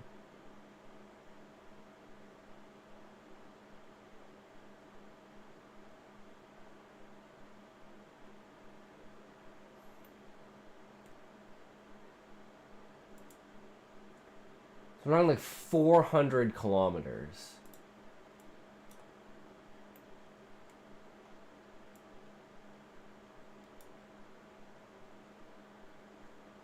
400-kilometer diameter. How high would the mountain have to be then? If we conglomerated something like that together. So like twice the height of Mount Everest, maybe? We're getting into like Olympus Mons level of like height. Like how high is Everest? So let's see. How high is tip of Everest? And at what altitude is considered the barrier for low orbit? View from the International Space Station in low Earth orbit at 400 kilometers. We're roughly at an altitude of 100 kilometers. Boundary between Earth and outer space lies, and flying speeds reach orbital velocities. Okay, so it's like 100 kilometers up. And how high is Everest?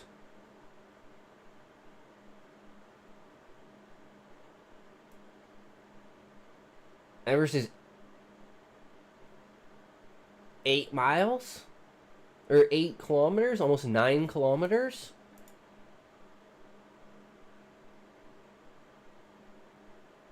So the tree could easily be... Don't forget to check the height at which humans can breathe.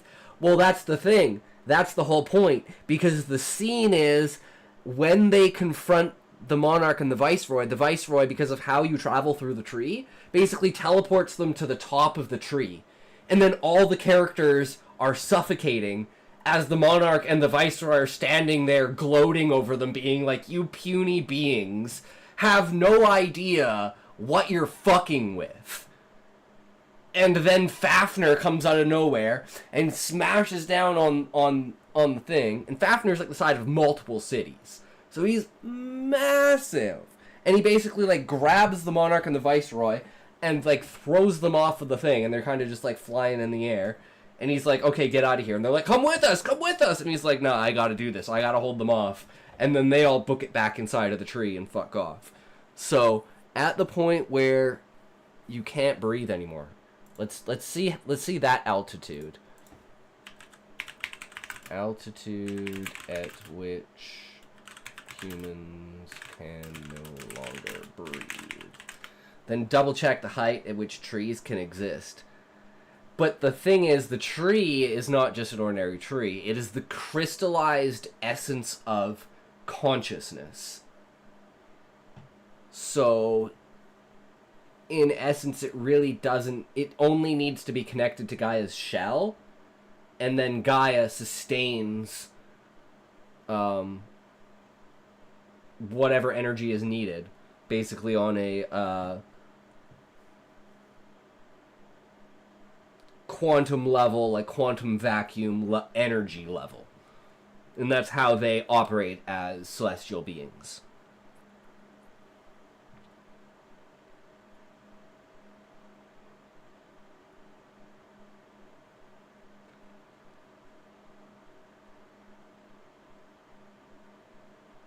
Runs on Handwavium. Yeah, it's one of the few things, but it's like the scale of celestial beings. It's like, what is the true fuel for a planet, right? It kind of asks that question, and it's like the idea is that even as humans, we don't have the ability to comprehend something on that level. So it's kind of given in a more basic understanding, because that's one of the problems that Husai has come into, is that magic works on a fundamental level of science. He knows that illusion magic can exist because others see him as an octopi, even though he's human. But he spent his entire life trying to manipulate light, and he just doesn't understand, and it doesn't work because he doesn't understand quantum mechanics. His intelligence hasn't gotten, and technology hasn't gotten to that level. That does happen, though, when he comes across the domed city in the second chapter, or the second book, and he learns all about the technology of the octopi. They follow the dragons down, meet the octopi at the bottom of the ocean, and the technological wonders that they have, because they've literally like an Atlantis on the bottom of the ocean. But as far as like Yeah, they'd be fucked if they went to the top of the tree. So it's like they're fucked, but they're also being protected by magic. So it's like the only reason why they're surviving as long as they are is because they have all of the buffs that they put up before they decided to confront the Monarch.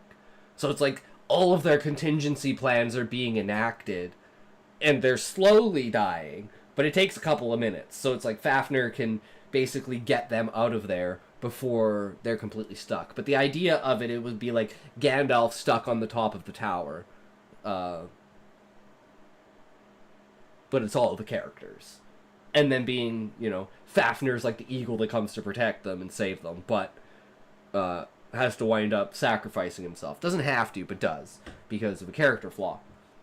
Because he is the essentially weakest of all of the dragons. And you see the rest of the dragons, you're like, man, Fafnir was a fucking runt despite his size. And it's like, holy shit. And you guys all together couldn't take on the Monarch, and you're expecting us to? And it's like the only reason why anyone thinks that they can is because Gaia has instigated Husai to exist. And Husai would be, sounds well considered. Most of it is because I take all of my ideas from, like, the basis of the ideas from the real world. Have a great rest of the stream. Alright, Anxidays, thanks for hanging around for such a long time. Have a great night. Thank you again for the raid skis. We're gonna take a toke for that. Because I don't know if I did, because I don't remember, because I'm retarded, but that's okay. It's okay to be retarded.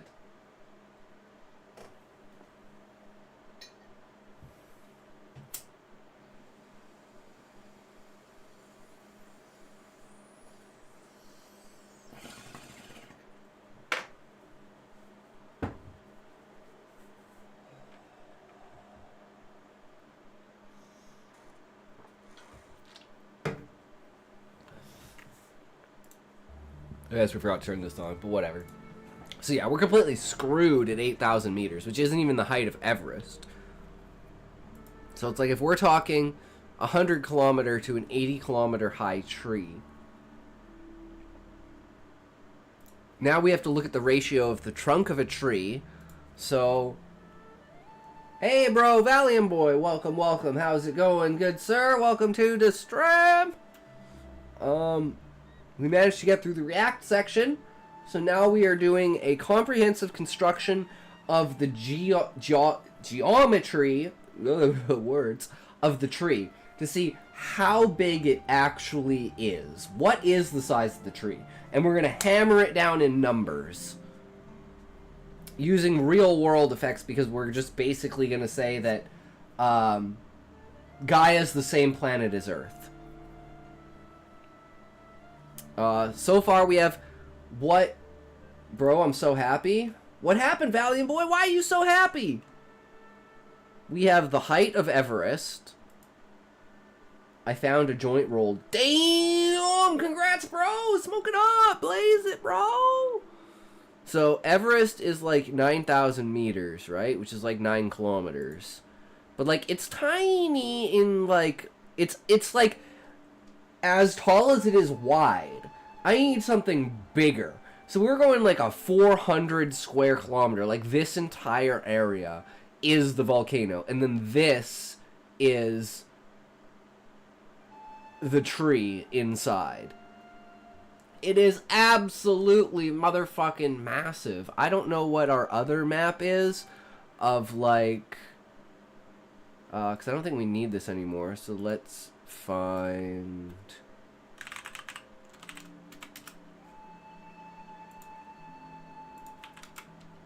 God damn, Canada. Okay, Great Lakes, right here. So, this is where the volcano is. So, like, what is the distance measurement between, let's say, Buffalo and New York? Holy shit! That matches, dude. That matches. 450 kilometers. So if this is the volcano, and like, here is Ifrit, right? Or like even kind of down here, maybe?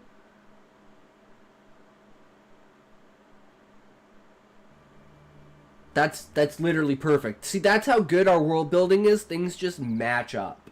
We're just so good at it. When we put it into practice, it just equates. So, at a height of 100 kilometers. So, what is the ratio of the trunk diameter of an oak tree to the diameter of the canopy branches? I have no idea if this is going to get me anything. Ratio of an oak tree's trunk diameter to its canopy diameter, often referred to as the Z ratio, can vary, but generally the canopy diameter is significantly larger than the trunk diameter, with examples ranging from 1 to 2 to 1 to 4 or even more. Tree crown measurement. In forestry, the tree crown measurement is one of the tree measurements taken at the crown of a tree, which consists of the mass of foliage and branches growing outward from the trunk of the tree. The average crown spread is the average horizontal width of the crown, taken from drip line to drip line as one moves around the crown. Drip line is the outer boundary of the area located directly under the outer circumference of the tree branches. When the tree canopy gets wet, any excess water is shed to the ground along this drip line. Ah, that makes sense. Some listings will also list the maximum crown spread, which represents the greatest width from drip line to drip line across the crown. I just had an amazing idea. So the tree's in space, right? Should it have, like, ice on it? Like the edges of the tree have like speckles of ice across them, and that's like another way that the light reflects across it. I'm just thinking, is it even necessary to have that kind of idea? I think it is. When the tree canopy gets wet, some listings will also list the maximum crown spread, which represents the greatest width from drip line to drip line across the crown. Other crown measurements that are commonly taken include limb length, crown volume. So if we're looking at tree crown spread measurements... Oh shit, I'm sorry, Valiant Boy, I'm retarded. Let me fix that. There you go, it's fixed. The trees grow up in space. You just learned that. How? Learned that now. Asshole.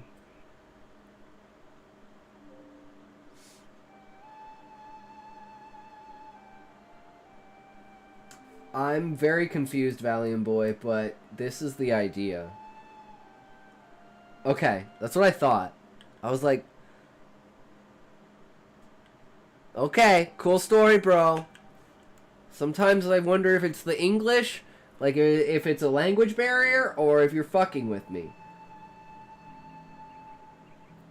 Don't worry, I'm always fucking with you, Valiant Boy. So thanks for fucking with me back. What the hell am I looking at? What am I trying to find? Oh.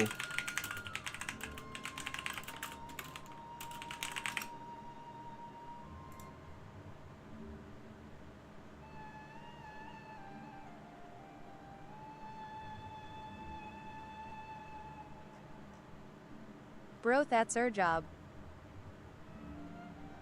I guess this would probably be one of the best pictures.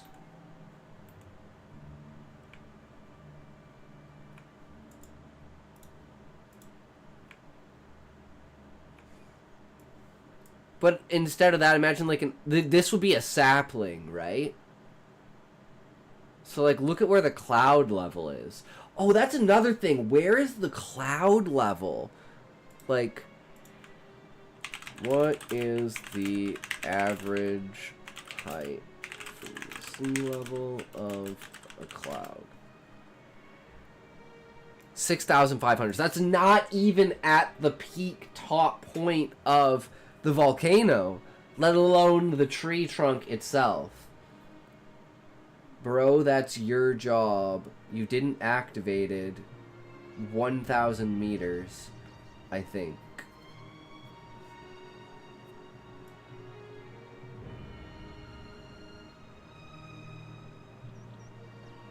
This is in feet. Whoops.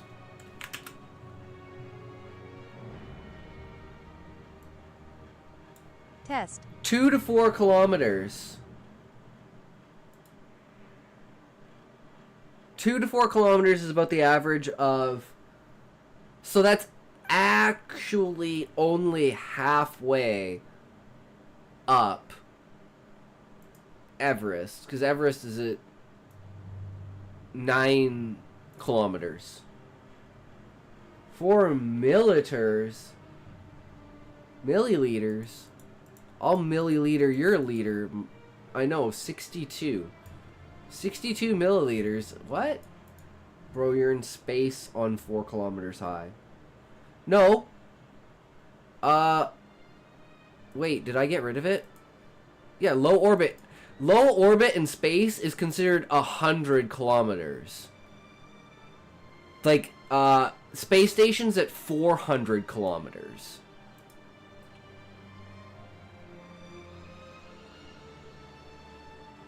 $2,000 kilometers.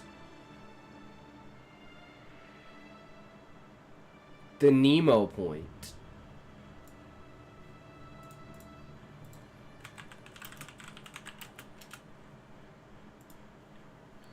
Nemo point is the location in the ocean that is farthest from land. That's ocean! That's not space! That has to do with the ocean.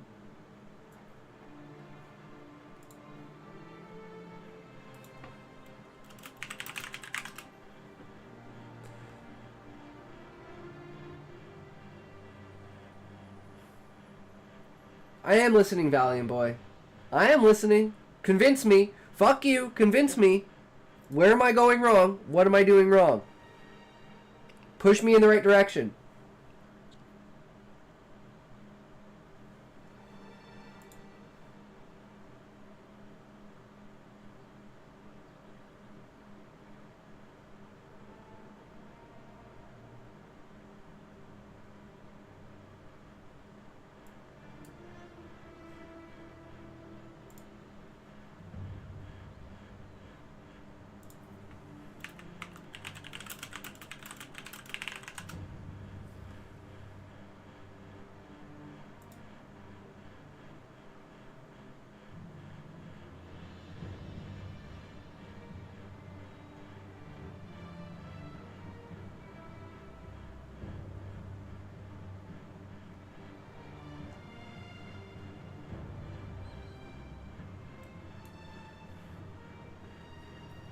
Nemo point is the point far away from all land. The first land who is closer is like at 2,600 kilometers. Yeah, that's about what they said. You are more closer than space at Nemo points, that island. That's crazy. No.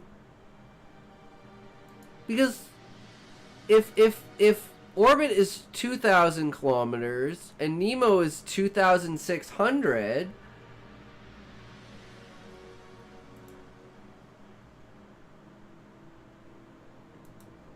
no, wait, I'm retarded. Yeah, so if you're at the Nemo point, you are farther from land than space is from the water. So it's like you're further horizontally than space is vertically. Okay, I get it. I get it now, Valiant Boy. I just needed all the pieces to fall into place. Yeah, that's crazy. That's crazy. You're literally farther away from land than space is. Now imagine that on a map of this.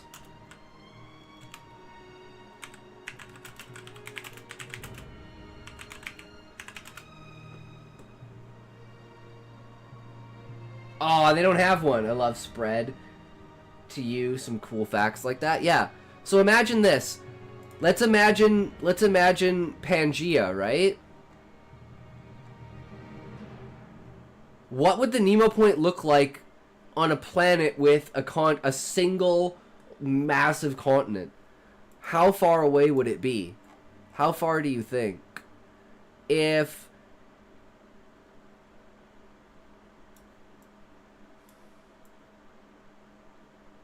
let's say it was here, what's the distance between these if we completely rotate it? Holy shit, that's a lot of water. Holy shit, that's a lot of water. We'd be talking like, hold on, let's do this. Tool, measurement. Measurement. Why can I not click?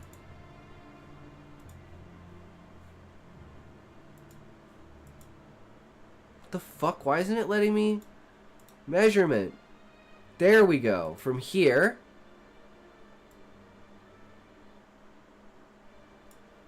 To here. 15,000 kilometers.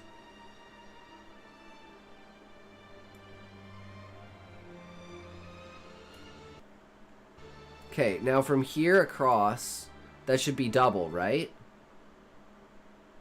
So we're like 30 from here, like 35. So if it was like to there, then to there is 40.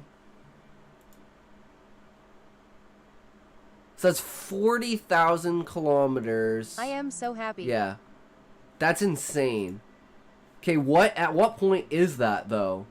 How far away is the moon in kilometers? Okay, it's not that far. I was gonna say it's not that far. Bro, there's so many facts about that Nemo Point. I love that subject. That's just incredible. Guten Morgen. I finished my reading my essay. Nice, Levi. Welcome, welcome. I'm so happy. Nut. From Nemo's Point to space, the line. I was just wondering if it would be further away than the moon. If on Pangea, the Nemo Point was further than the moon. But no. I live pretty close to Point Nemo. Yeah, so we are discussing what the actual physical size of the tree is.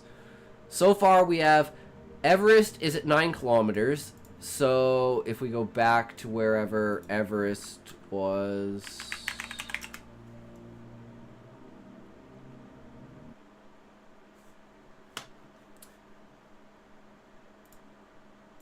Why is this being such shit?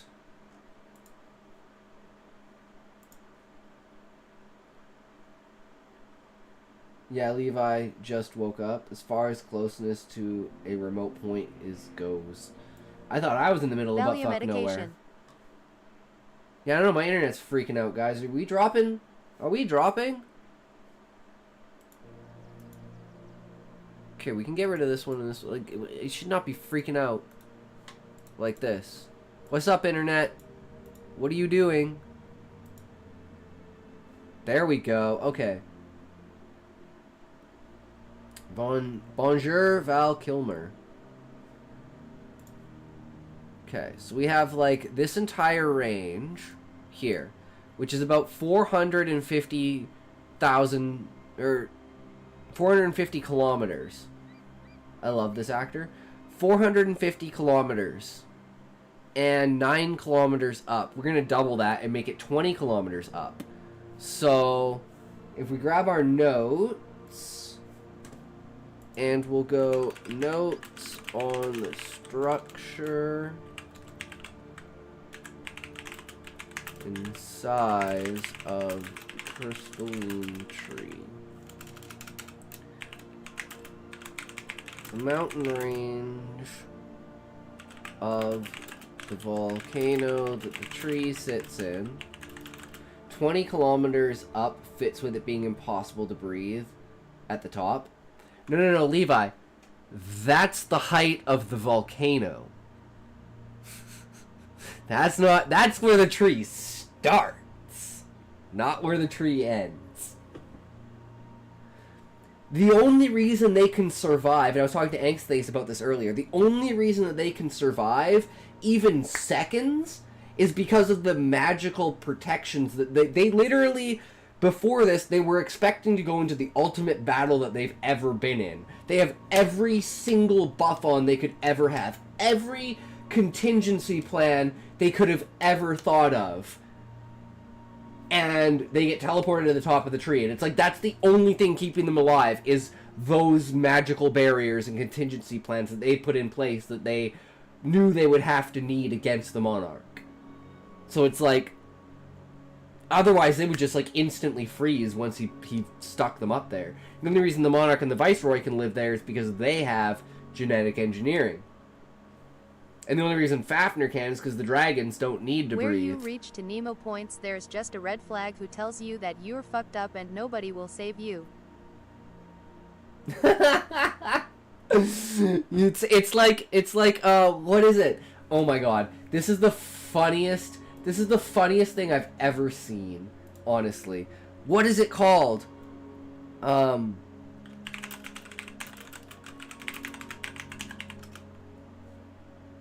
Green boots. Green boots.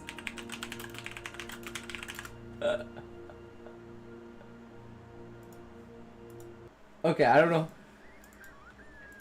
Even boats contour this zone because of meteorologic conditions. Okay. Artosis. This is the fucking funniest shit.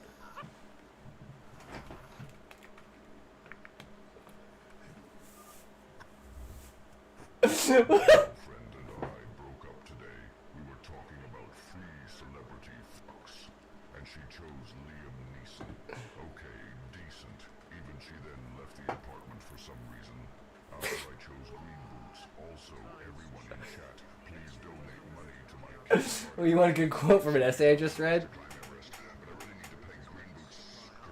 I don't know what Green Boots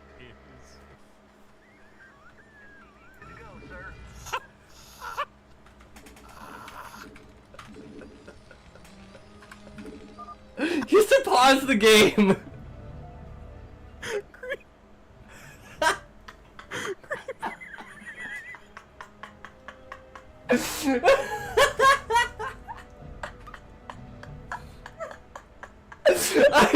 I fucking died, but I had no idea.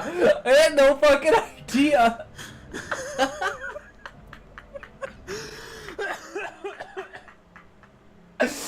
Oh my fucking god, I'm dying.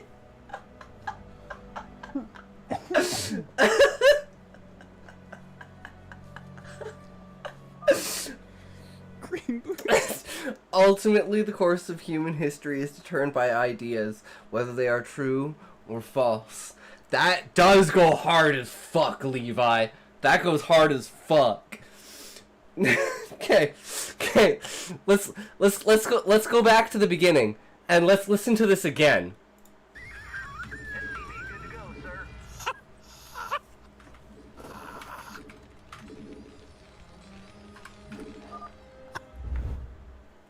My girlfriend and I broke up today. We were talking about free celebrity fucks, and she chose Liam Neeson. Okay, decent. Even she then left the apartment for some reason. After I chose Green Boots, also everyone in chat, please donate money to my Kickstarter. It's like $70,000 to climb Everest, but I really need to peg Green Boots. I don't know what Green Boots is. I am fed up of you guys X. Oh my fucking god.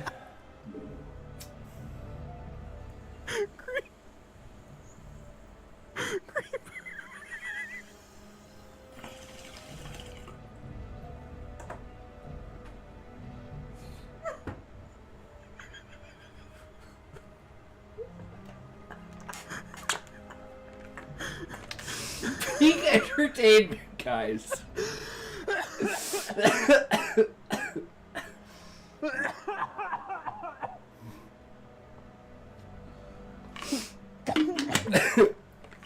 It's worth it.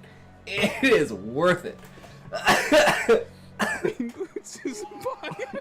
Green Boots donated $5, donated $3. 7-Up El Real Ria. This is the funniest thing I've ever heard in my life. Oh my gosh. Oh my god. This guy's really manner for letting that pause. He's really manner. I'll say GG to him. That was the funniest fucking thing I've ever. Like, I didn't know what Green Boots was, and then you were talking about Everest, and then I saw someone in the chat type that it's a dead body. That's literally the funniest thing I think might ever have been donated. I can't, like, I'm in shock. I will actually literally... I have to showcase us that clip. He's gonna fucking die. By the way, the picture you guys made of Kermit with a butthole, I sent that to Tasteless, and he fucking cried. He thought it was so funny. He's referring to this.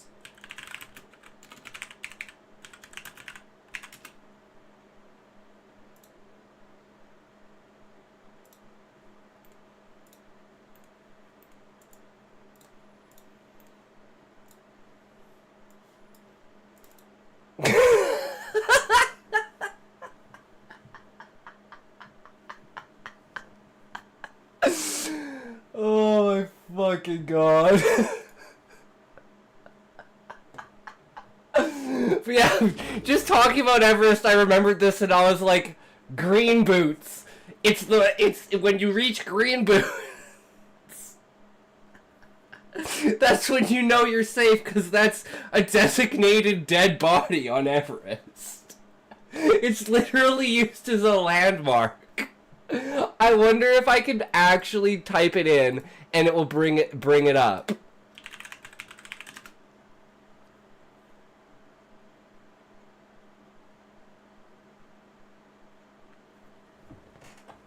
That would be fucking amazing if it's literally on Google Earth.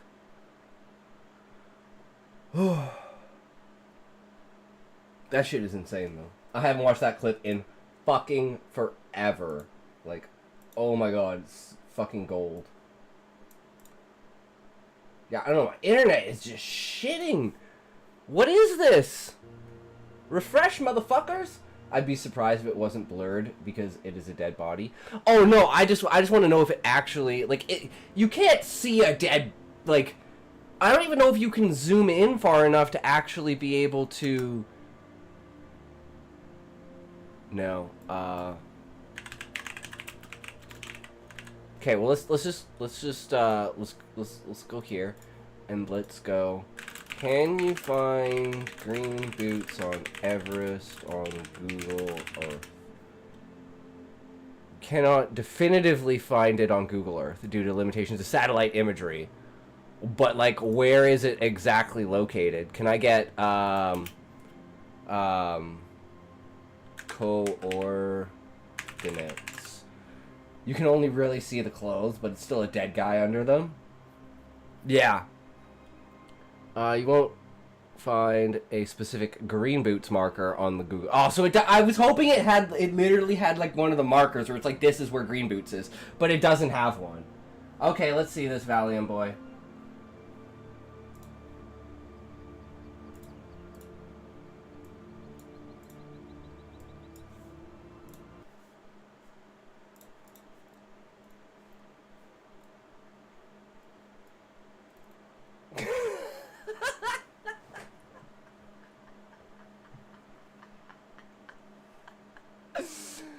Oh my fucking god. But yeah, just talking about Everest, I remembered this and I was like, Green Boots. It's when you reach Green Boots.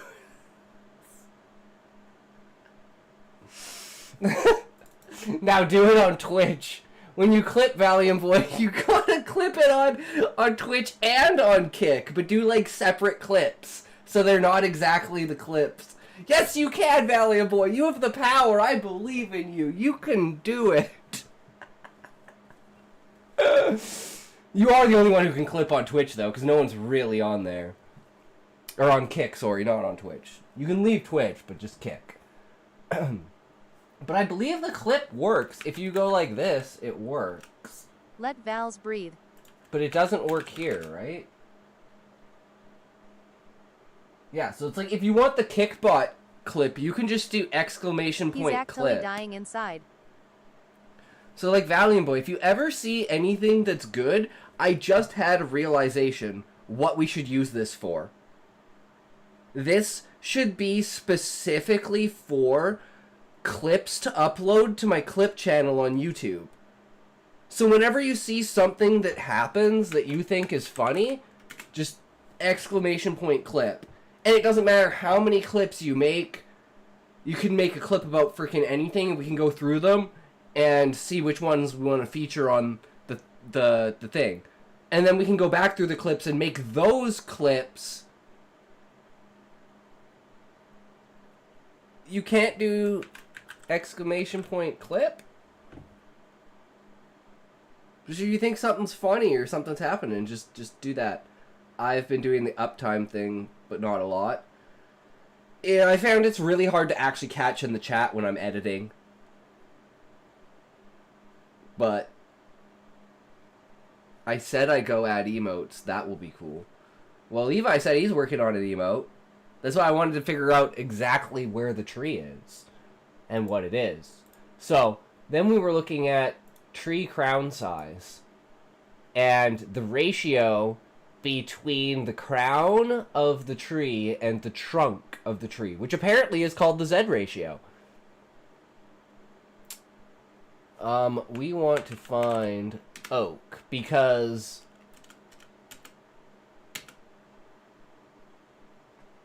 it doesn't have oak tree anywhere, because it's supposed to be representative of an oak tree. Because I think oak trees are one of the coolest trees because of their root system.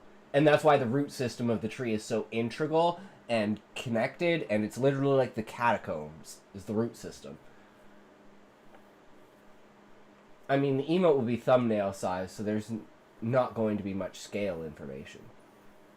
Well, it's like if you took this full ad, yeah. We were looking at this earlier, but if you just take this image, this is a tiny image, but it's like, you know what gives this image the most power? Why can I not bring up the image now? Oh my god, fuck off, just let me...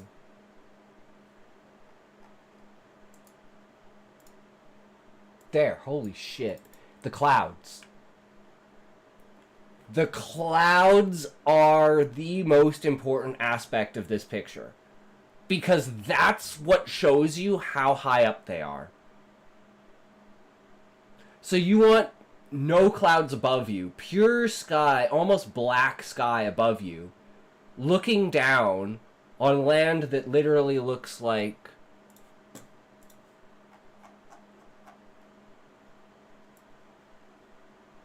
that. With like a giant tree coming up where its tree is... canopy is like that. So if you took it from here, it'd be like... Can we do this? Tools, measurement...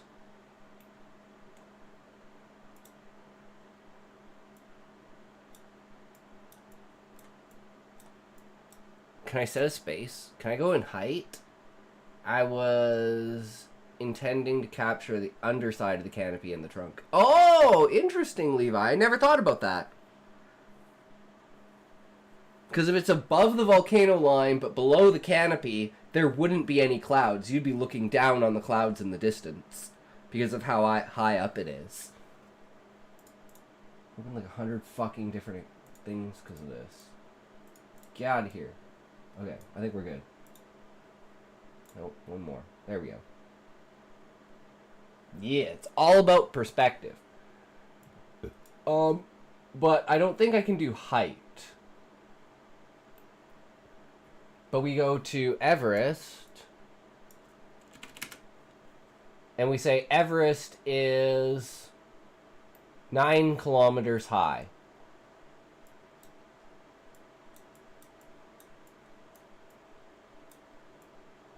So if this is 9 kilometers high, right? Then something like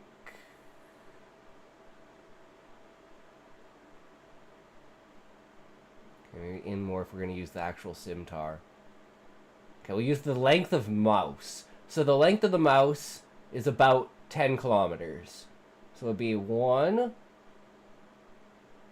actually that's 3. No, wait, that's 3,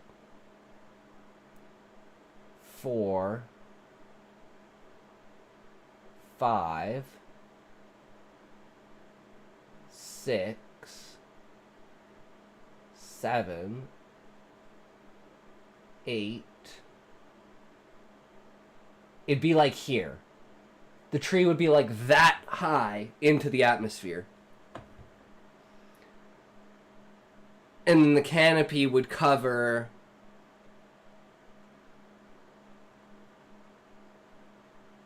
I got a call with my formatress school to a point about all my formation, etc., but it's at like 14:30. The atmosphere will be darkening from the elevation. Exactly. Because we want it just before what would be considered low Earth orbit, which is 100 kilometers. So if you add the 10 kilometers plus the 20 kilometers, it's like Everest is 10, but ours is like Olympus Mons, which is like 20. So compare it more to Olympus Mons on Mars than to Everest. And then a tree growing out of that reaches that high into the sky. When, from this perspective, the red location marker is 10 kilometers, and the mouse is 10 kilometers. Now, how much of that is hollowed out and actually made livable? Now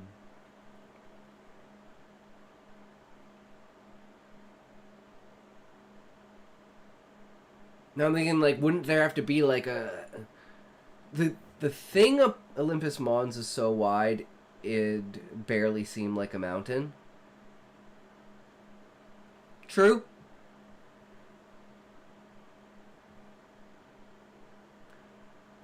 You can't see the peak from the base. It's over the horizon. Yeah. And if like we extrapolate what our actual size is, like if this is Everest and this is 10 kilometers, right? The mountain we're talking about is 400 kilometers in diameter. And that's just the but it's because, think about this. This is an active volcano. So it's technically not the top of the mountain, because the top of the mountain would have caved in to the volcano.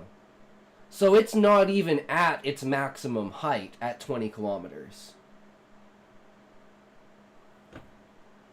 It's just a massive hole of lava. And the tree is coming out of that hole of lava.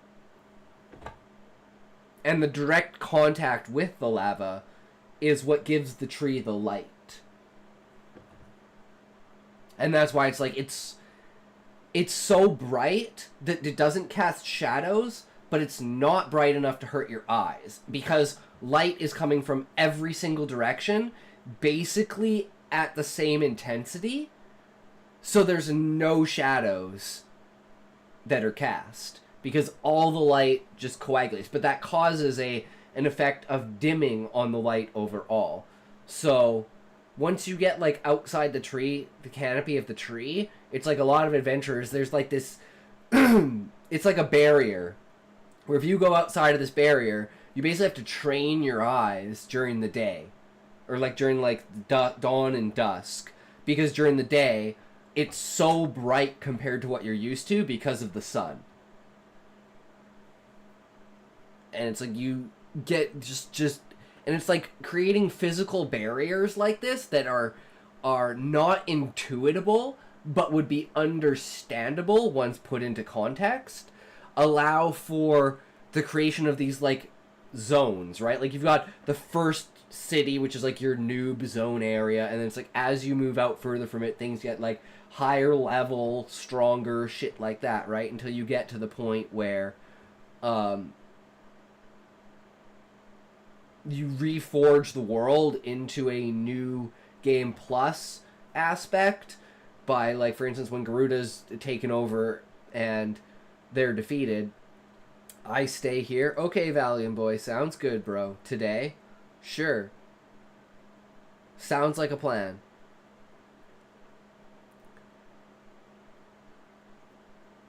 But unfortunately, I don't think we're going to get to the short story today because I want to play some Monster Hunter.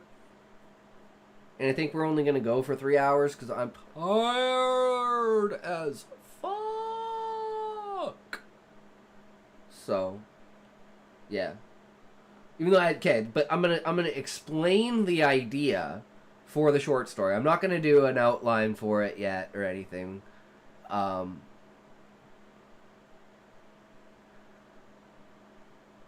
Dealing with experimentation. So, it's a bunch of scientists doing experimentation on pain and how the brain interprets pain. And the ultimate goal of this is to discover a universal, all-encompassing pain medication that literally affects the brain to the point where it can't feel pain.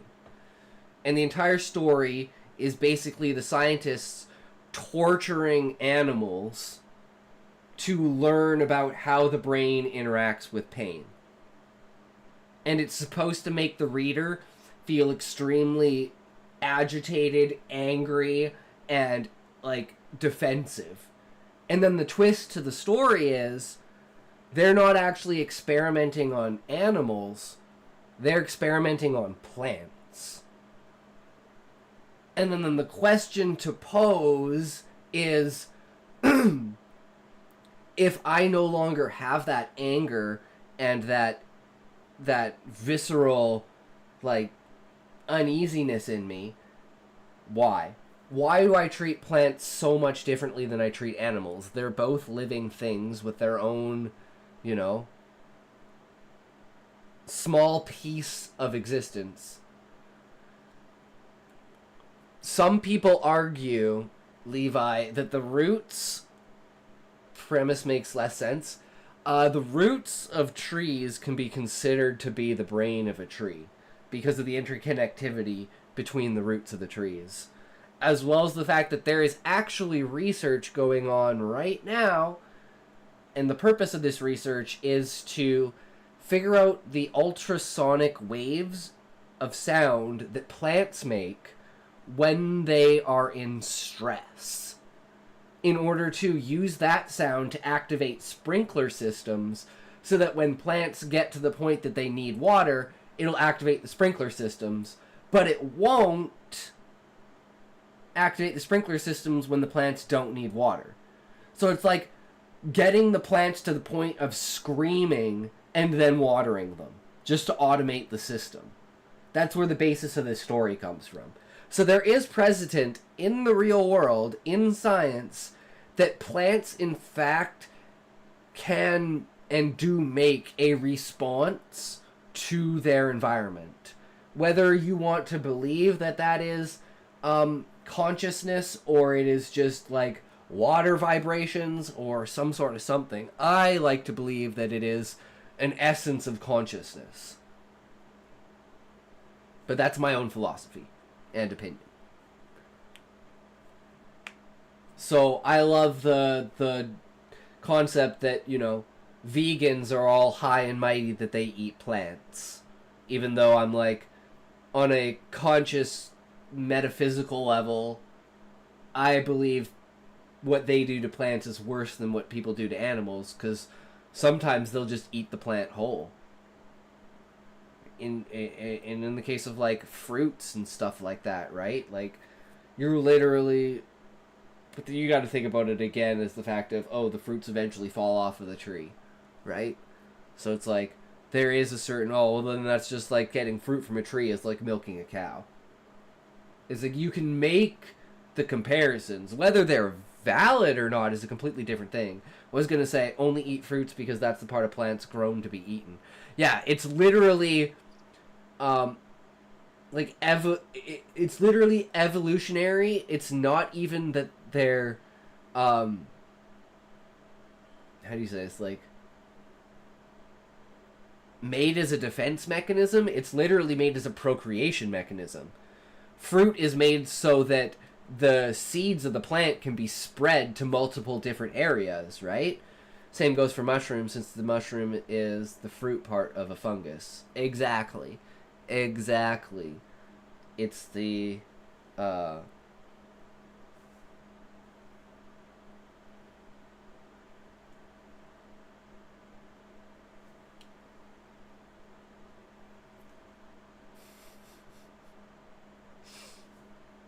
we're not gonna say it, but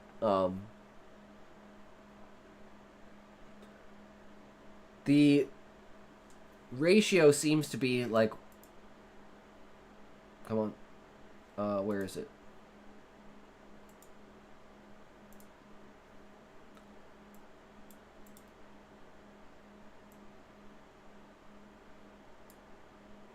I don't, okay, so like basal area of 16.1 meters. 35 centimeters.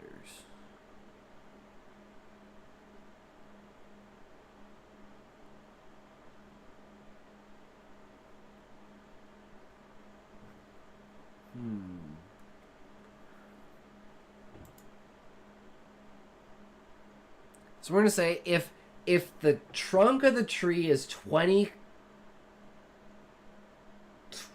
has a diameter of 20 kilometers, then the diameter of the canopy should be like 2,000? Talk, I have a question. Go ahead, Valiant boy. I think that's right.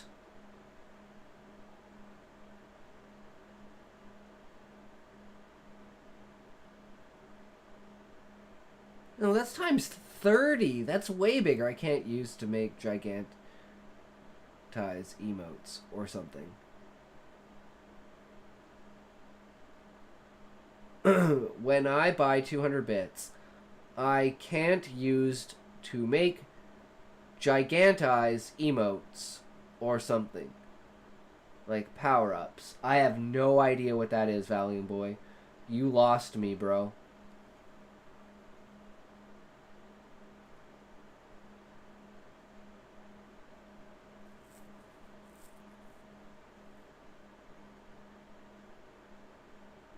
No, I'm doing the math. It's 600. Okay, the canopy of the tree is 600 kilometers. So, if we look at that's literally perfect. Because let's do a tool measurement first of all.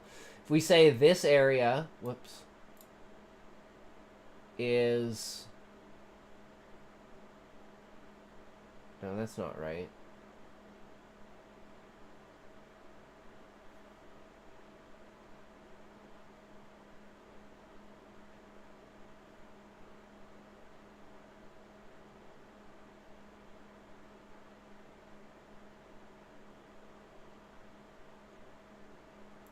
Okay, if it's 100 kilometers from there to there, and it's, let's do more in the center. Why is this not letting me? Sure, cool. Let me select it. I don't understand. Tools, measurement. There, select starting point. Here to there, 20 kilometers. That's the width of the tree.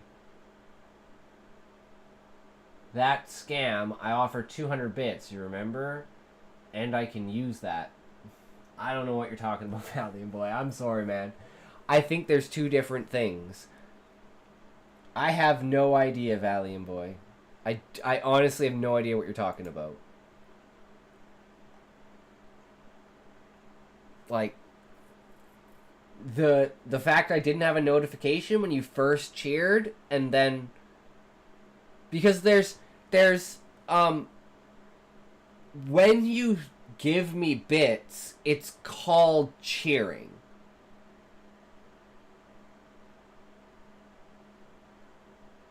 But there's also you can tip. And tip is a separate function from cheering. I have the notification set for cheering now. So if you want to cheer bits, the notification and everything works. If that's what you were asking. So then the canopy of the tree is...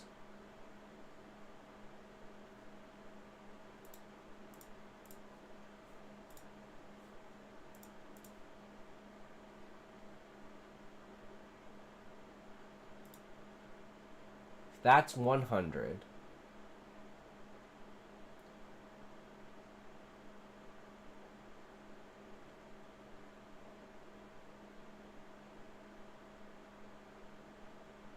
Okay, that's 300.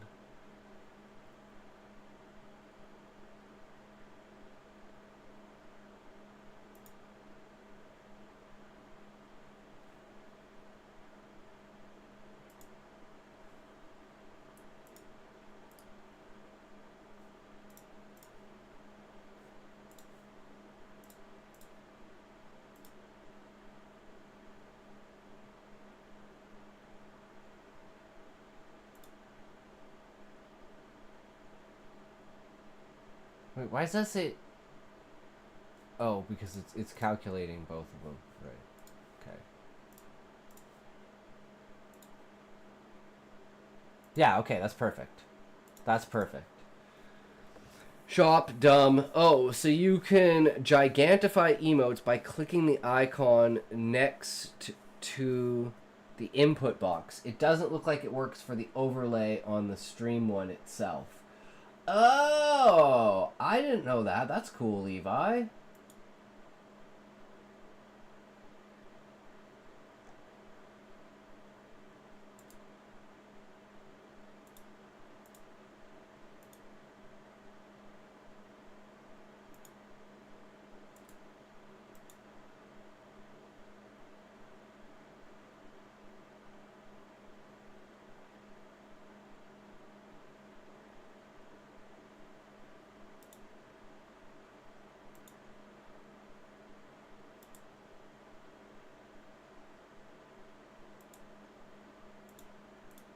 Wait, oh, whoops.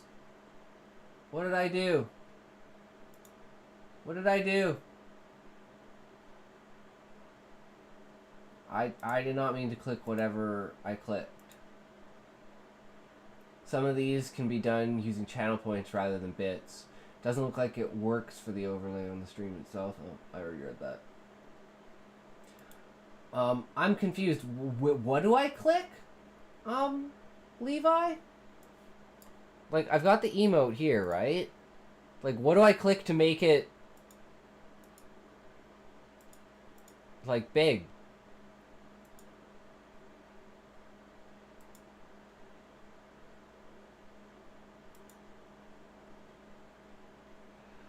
Oh.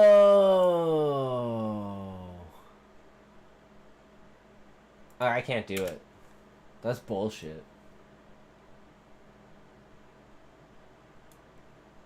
Total bullshit.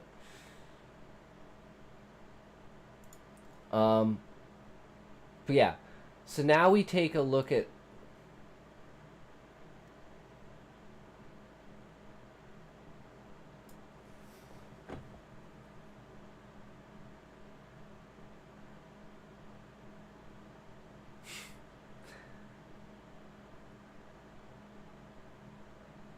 I mean, it's pretty big, but it's not...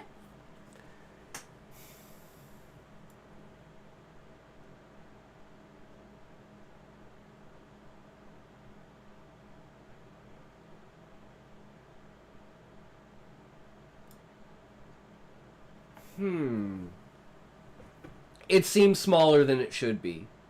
But maybe that's a good thing.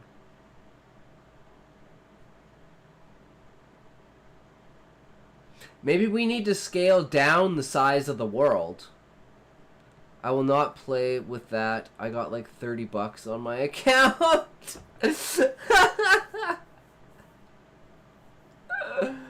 Valiant boy, get your shit together, bro. And my Switch Online expired. Oh no. That joke, man.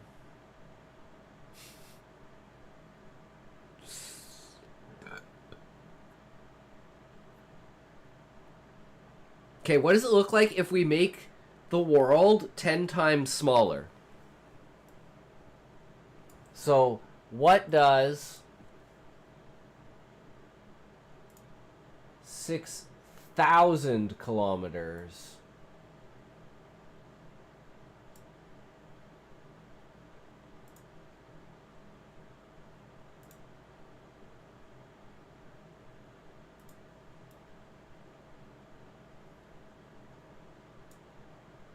So if we made our world 10 times smaller than Earth, this would be the equivalent size of the tree. Because this is too big. Like, I want this to be the scale that it appears on the planet. It literally hits the curvature of the planet. That's how, like, massive it is. But 6,000 kilometers is way too fucking big. That means the trunk of the tree would have to be 200 kilometers in diameter.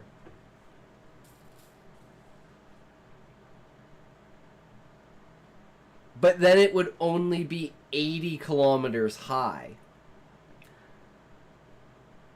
So it just doesn't work. We have to scale the size of the world down. Which also helps, because if it's a smaller world with a single continent on it, maybe travel won't be as bad as it seems, because basically 1 mile would be 10 miles. And there's nothing wrong with having a smaller than Earth planet.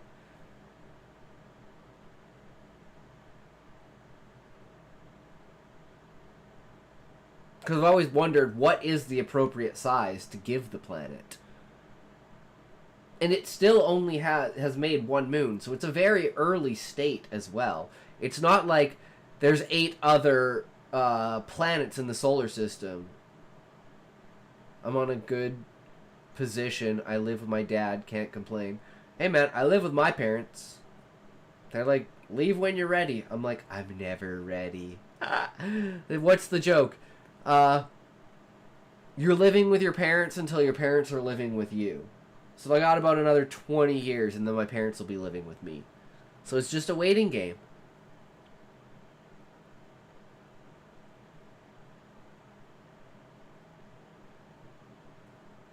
Yeah, so we have to scale down the size of the world and then this will all fit perfectly. So the dimensions of the tree. 100 kilometer mountain range diameter. 20 kilometer height of volcanic lip.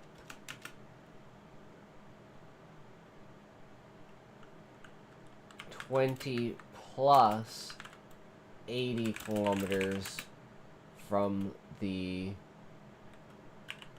tip of the lip to the tip of the center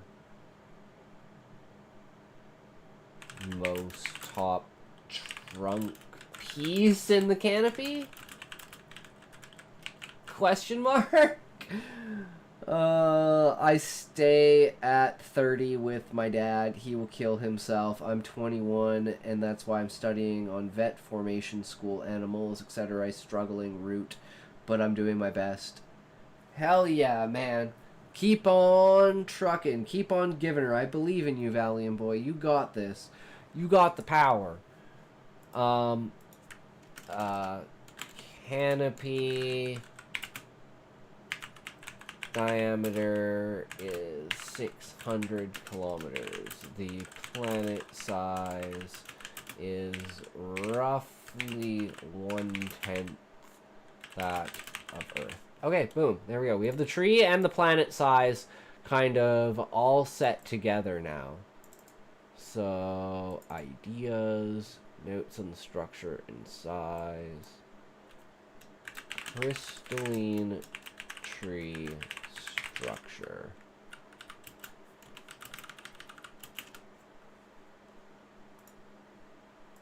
Okay.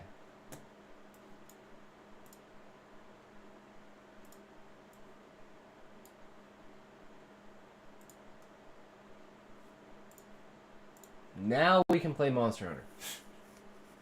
So Valiant Boy, you want to change the category to Monster Hunter for me, bro? Be a doll.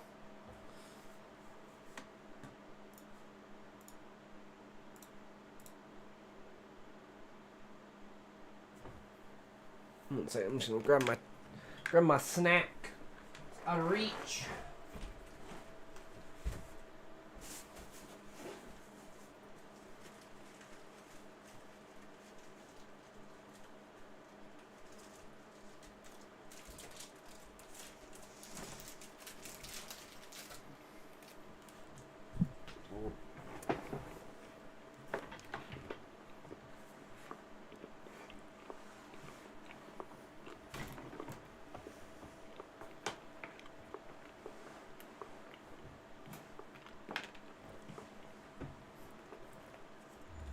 Playing, yeah, always, yeah, I was playing Timberman.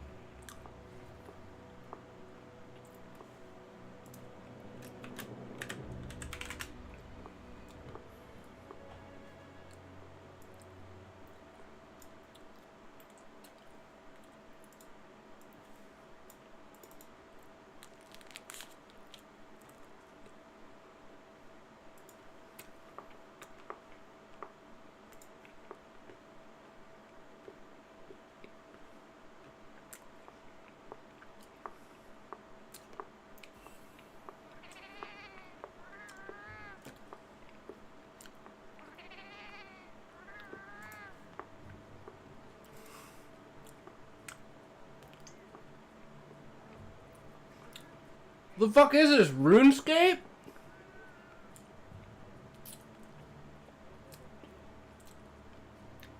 How is this 20 fucking 25?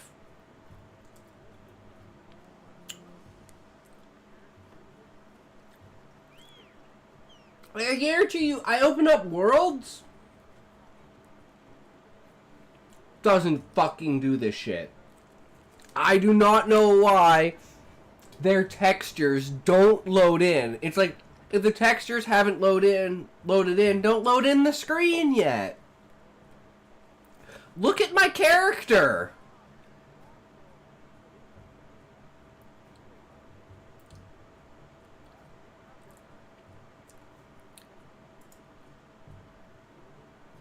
Like, look at all of the rendering of the environment and everything. It's just like layer after layer after layer. But it's like, it's so immersion breaking that it does it so fucking slowly. It's like 1, 2, 3, 4. Okay, everything's set now, go. And it's like, oh my god, it's so annoying. And it looks fucking retarded too. We're in Wilds? Good job, guys. Thanks. I have the best mods, guys, honestly. You guys are fucking amazing mods. I could not ask for better mods. Engage with the channel. Valiant Boy, when are you going to start streaming, bro?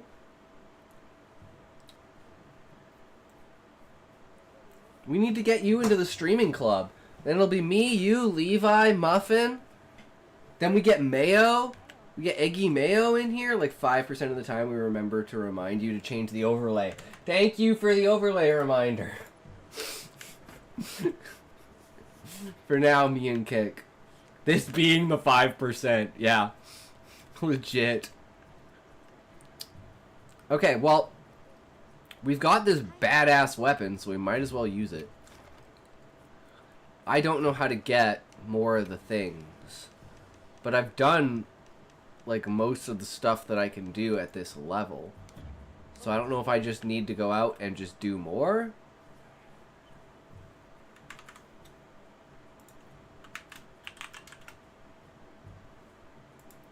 Always the hammer.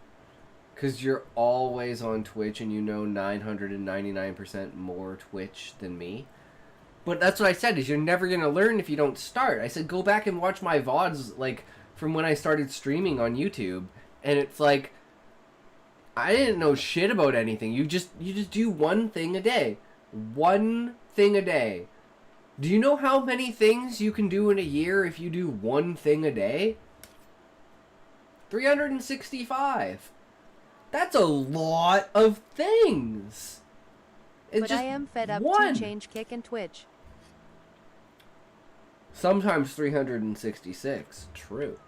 True, brother. When's the next leap year? Fuck if I know. I don't care. When February 29th shows up, I'll just say, fuck, man. It's been 4 years.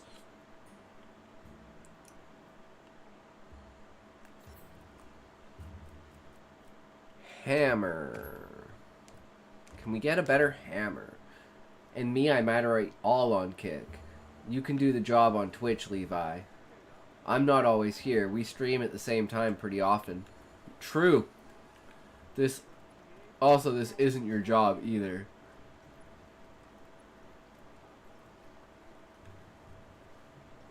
Yeah, Valiant Boy, I kinda agree. Like, don't ever feel obligated. Don't feel obligated to do anything. It's like, just because... Yeah, exactly. He's not paying you. You should only do it to enjoy doing it. Enjoy... That's why I said enjoy abusing the power. Because you have the power. But you also have the power to be indifferent. And do absolutely nothing. And the only reason I really say is because every time I go to change the title, Valiant Boy's like, no, I wanted to change it. So now I'm like, Valiant Boy, change the title. No, but Atalk's always used to tell me to change Kick and Twitch. That's just a fact.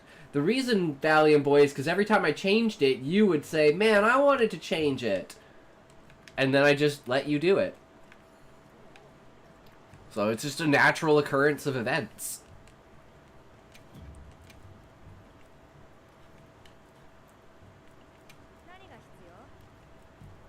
Ooh, I can make this guy. So if Levi want to help me to moderating, I accept. Damn, I just need that symbol.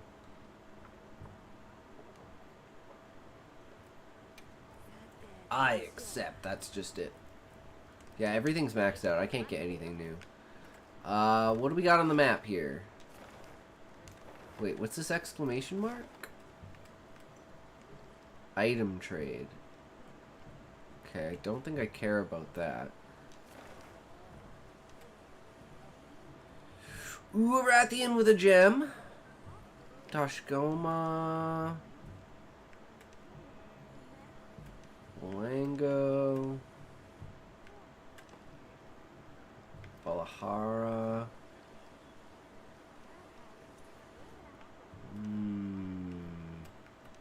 Let's go with the Rathian. I think you had the power to moderate like a god. You're our sub on Levi's Twitch shine too. moment. Very true.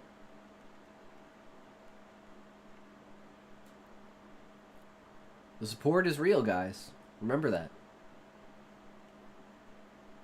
This is also a small stream, so Talk could 100% handle the moderation on his own. Oh yeah, 100%. It's not even a problem. It's so small, I don't even give a fuck about moderation. I never ban bots. I don't give two fucks what you do in here. Why is my game lagging? What is going on? Why has my internet been shit all day?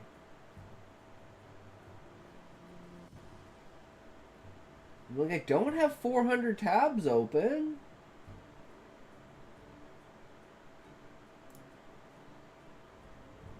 I really appreciate that, Valiant Boy. It really does help me a lot. So then I can focus on other things. Like being retarded and making the stream as entertaining as possible. Okay, well apparently there's someone here with a quest. Saber.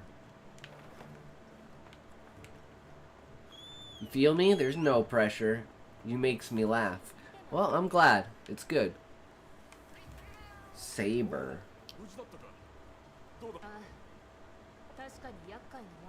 Ooh, another quest.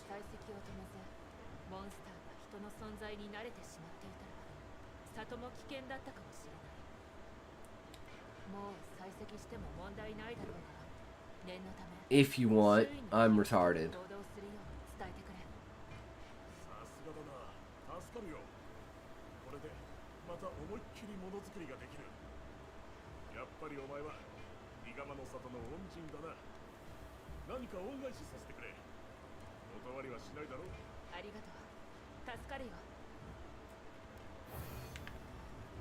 Troublemakers. Mission complete.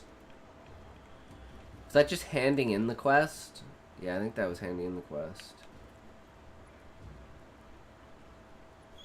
It was directed at Talk, since he said being retarded was his job. You could be retarded too, though. I won't stop you. Oh, I love it. I mean, I consider being a streamer, like, if you can't be retarded, then you're never gonna make it as a streamer. Why can I not target this thing? How do I begin field survey? There we go. Accept. Cost all my points for that. What do you mean it costs your points? Wait, you're spending your channel points to make those emotes black and white?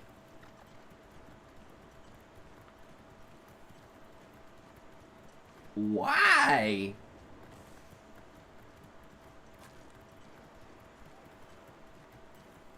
You said it costs all your points. You have like 21,000 points, bro.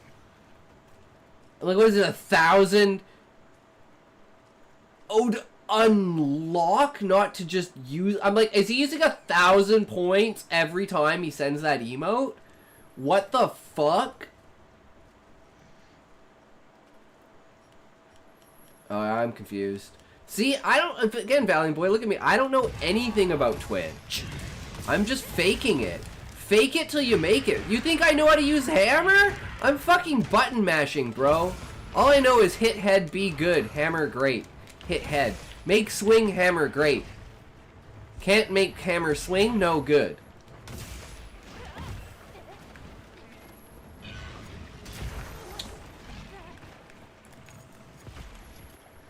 The best joke ever.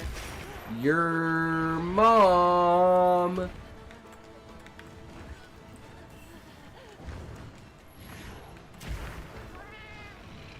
No, it's me. I lied. It's me. I'm the biggest joke. Hey, I did the spin! I don't know how I did it, but I did the spin! I'm so proud of myself.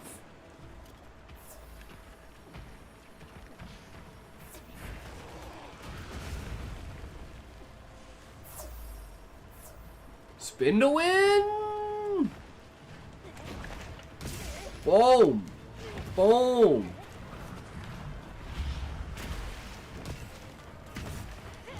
That's the best joke ever, because it's a troll, but it's real. Fuck! How do I keep getting hit by that?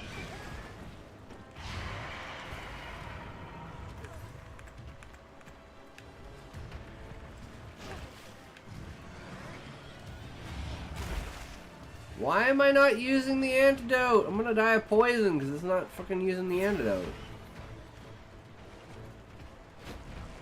7th. You took 7th place, Valiant Boy.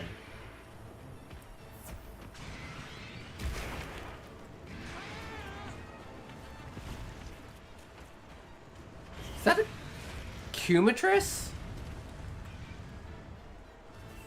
What the fuck?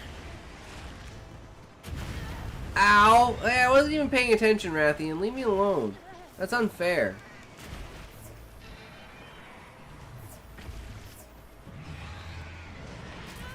Fuck.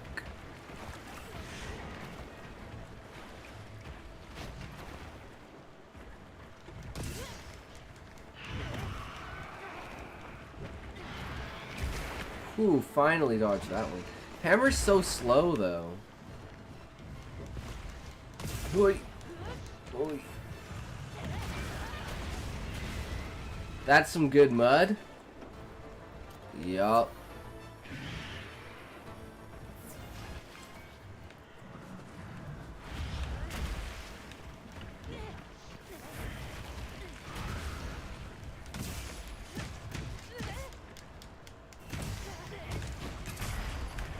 Nice, finally! Something good.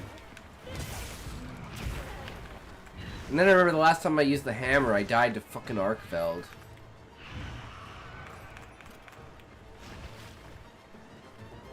Why are we in slow mode? I don't think it makes any difference, especially with a 3-second wait. But it's just kinda odd. Ask Valiant Boy. Any setting that's like off, because like every time I look at the end of the stream and there'll be like banned words, add to the banned list, and like weird shit. And I'm like, did Valiant Boy do this? Like, I don't know. And then I delete it all. Because it's super annoying to have banned words. Who cares? Not a big enough stream for that to matter.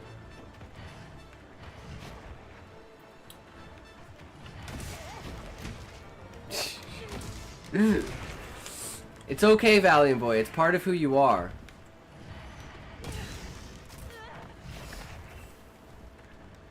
I touch nothing. You turned on slow mode? Yeah. Did you turn on slow mode, Valiant Boy? Slow-mo mode. Wait. Does that mean did you turn it... See, this is why I get so confused, Valiant Boy, because I ask you a question, and then you answer me with a fucking question. And I'm like, I don't understand. Did you just do it? Did you do it before? Right? Like, there's an in-between period between, you saying you did the new thing. That's what I thought, but like, sometimes... and that's why I always ask you, and then you never respond, and then I don't know what to think. And I'm like, was it like Twitch? Does Twitch automatically add ban words to your ban list when you say them? Like, because I've said Nazi before, or I've said, like, I don't know, something like that, right? Like, something racist, like the N-word. Although I've never said the N-word. Bro, I'm always trying to understand the commands. That's why I ask Valiant Boy. I'm not like saying anything with it. That's why I'm just asking. I mean, I don't care. I just want to know. Because I want to know if someone else is fucking with my settings. Because if it's some random person fucking with my settings, then I want to know who it is so I can stop them. But if it's you fucking with my settings, then I don't give a shit. And if it's Twitch fucking with my settings, I'd like to know, but I don't give a shit. Because they say jump, I say how high.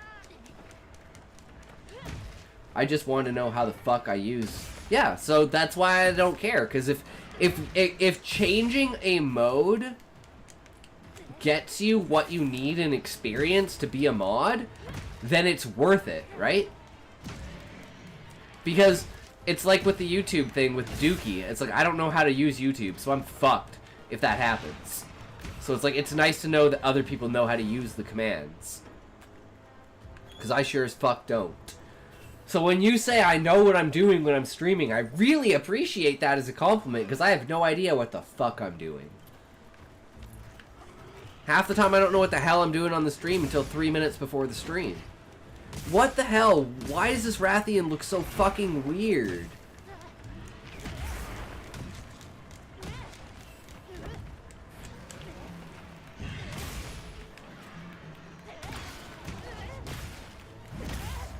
Bingo!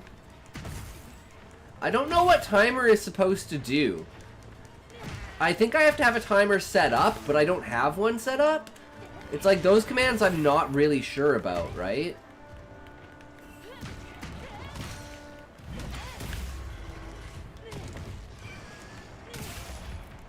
Hit him in the head. Hit him again in the head. Hit him in the head. Damn it. I think bingo gives points to a random guy. I have no idea what the commands do. Yeah, try every command, Valiant Boy. That's perfect. Figure out what they do. And then tell me commands that you want inspired by those commands. Like exclamation point length. Because we like to have fun. I'm like, wait, am I fighting the right one? There's two fucking Rathians here.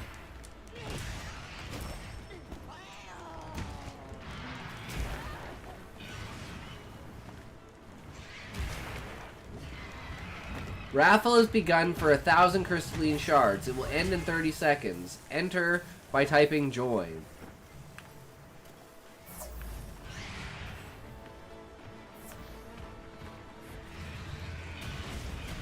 Raffle for 1,000 crystalline shards is end in 15 seconds. Enter join.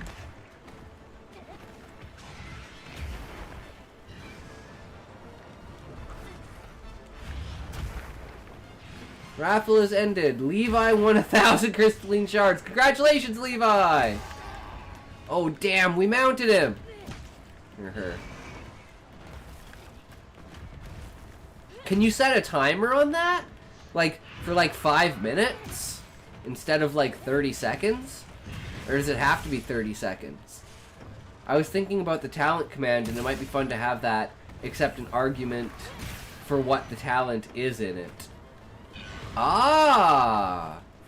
So it's not just writing talent. It could be video game talent. It could be lovemaking talent. It could be cooking talent. It could be exercise talent. It could be streaming talent. I like that idea, Levi. I will add that to the list.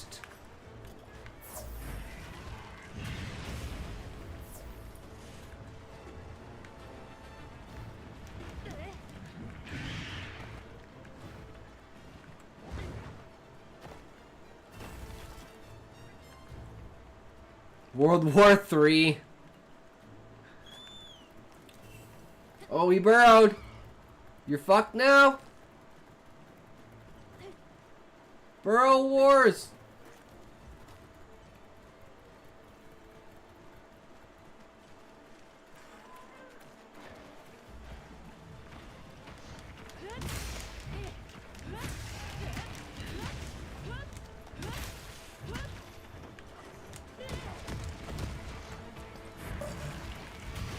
Boom! Take out his leg! Oh, the kneecap! Take it out of the knee, bitch! And then, a hammer to the head.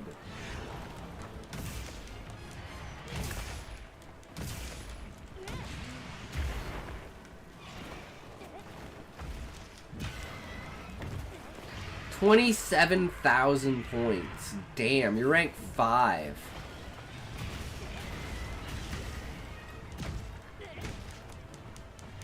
$157 HP. Go for it.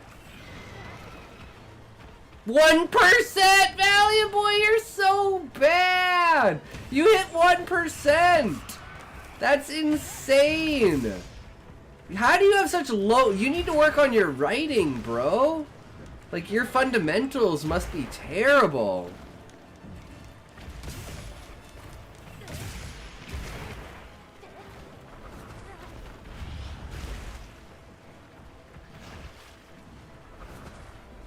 Because I'm always on kick.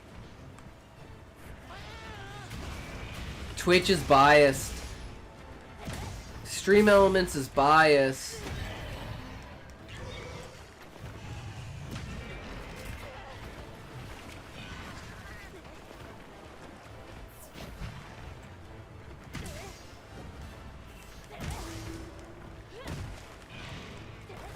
There you go, that's better.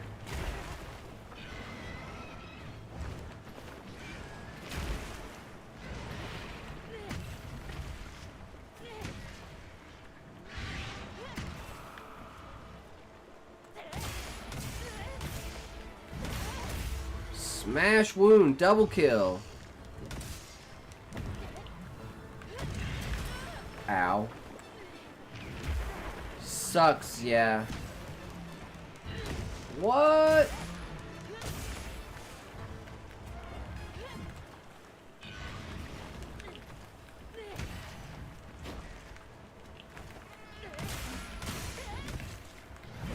Boom! In the head, bitch!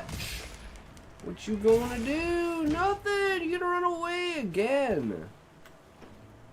It duplicated in one word, 14k to 44k full whipping.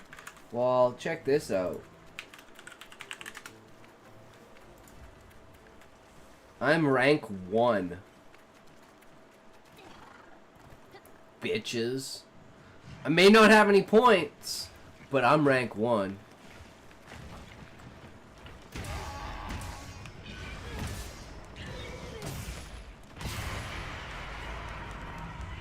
Hey, someone joined my hunt! So did Arathian! Yay! Must be mating season.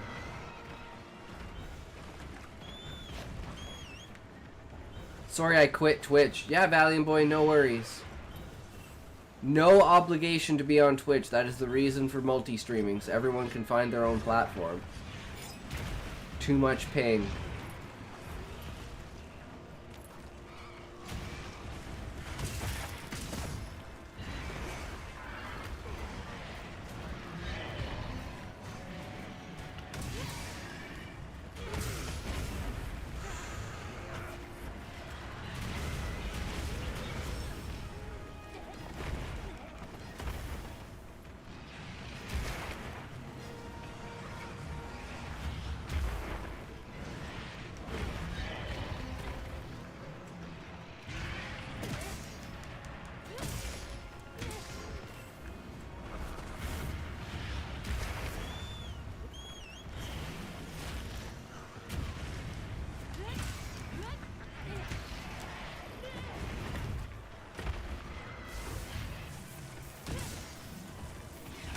Oh, I'm fighting the wrong fucking one.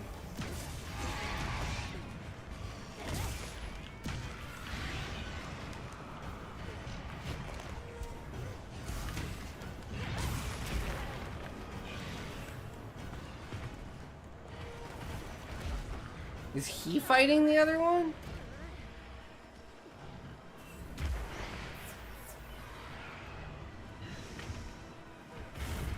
He must have brought the Rathalos with him.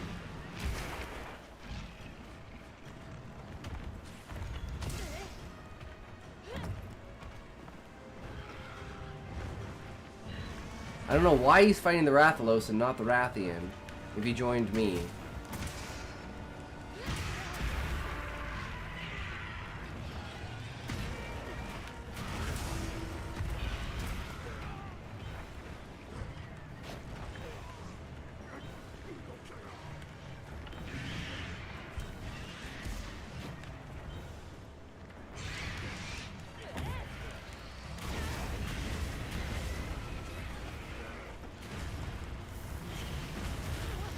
Yeah, I'm gonna die. I'm dead.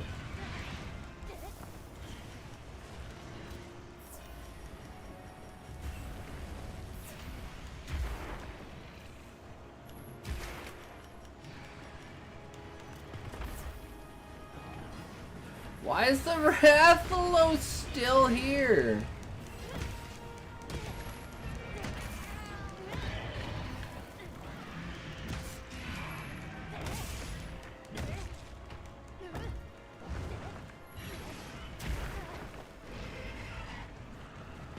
Finally, he left.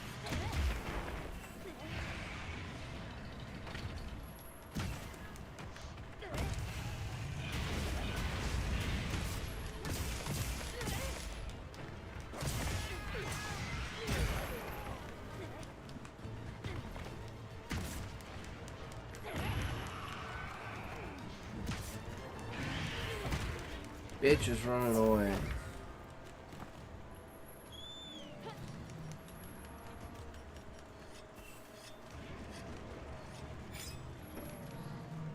How do you sharpen a hammer? Answer me this.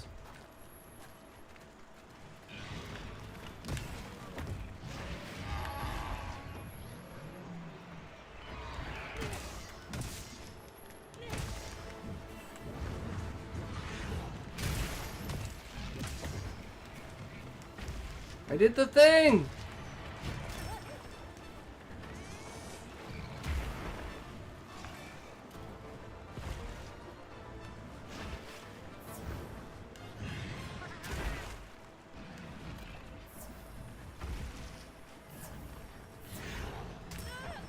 Come on, really?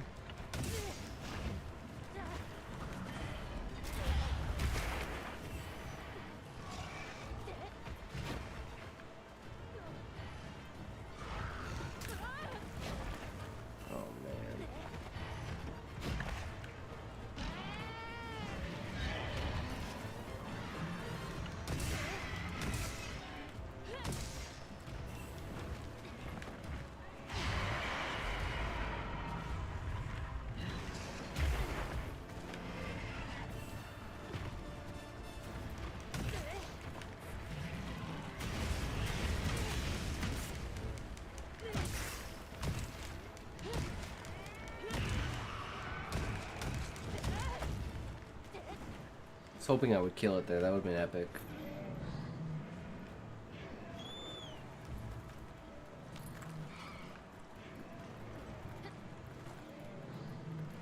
I wonder what this Ruby BB is doing, though. No idea. He's just doing his own thing, I guess.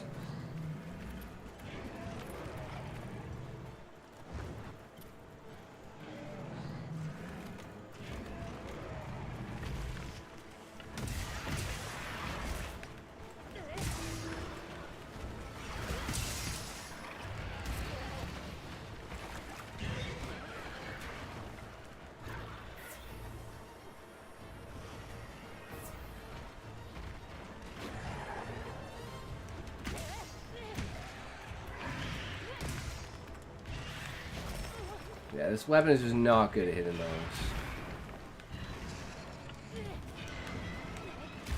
Fuck.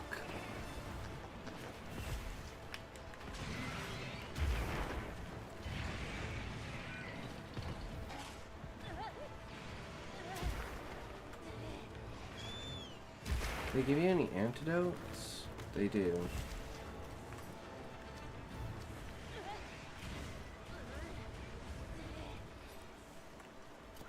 Oh my god, I'm gonna die because the antidote didn't fucking work. Holy shit. Fucking use the antidote, retard. I wasn't even poisoned anymore.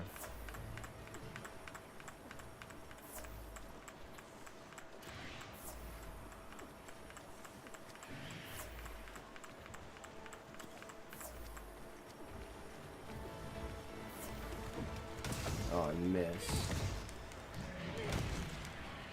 She's pretty done for, though. What is this, like the 12th time she's run away?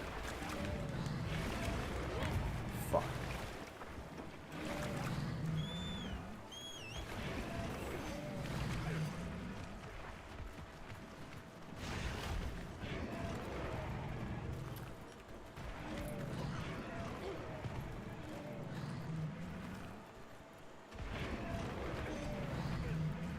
Oh, he got the mount. No, he didn't. Never mind.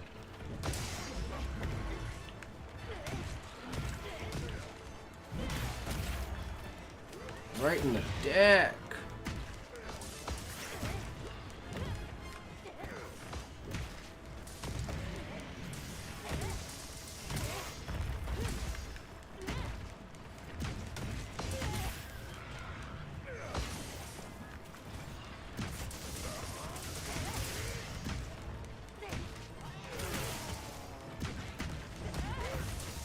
Nice. Nice. We fucked him up, boys. Death throws.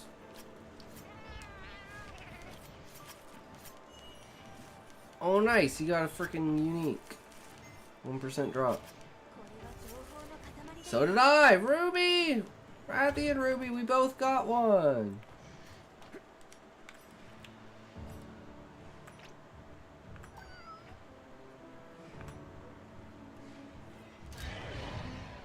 There's the Rathalos. Oh boyo. Well, we had a stream today, boys. That's for sure. But, as always, remember, if you can't say fuck you to your friends, who can you say fuck you to? Fuck you. Alright, let's find someone to raid. I need to get some food and go fuck to bed.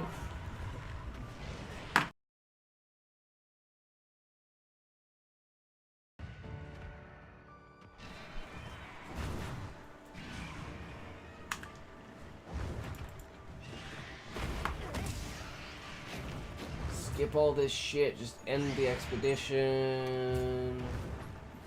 Number of focus strikes. Nice. And then before this guy re-aggroes, get the fuck out of here and get back to base camp. The hell is base camp?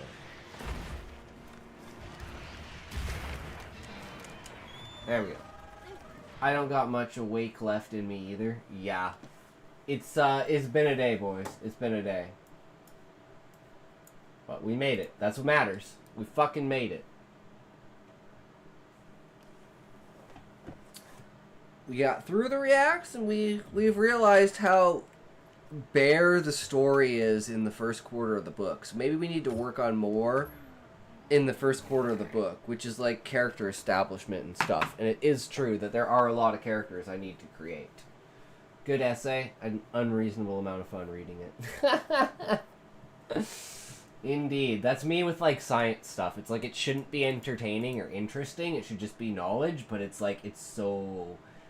It's just everything combined. Okay, let's see here. Open this guy up. Click on this bitch. Do that thing. This and do I do it? He's my hero. I have to. Okay, guys, welcome to the ASL.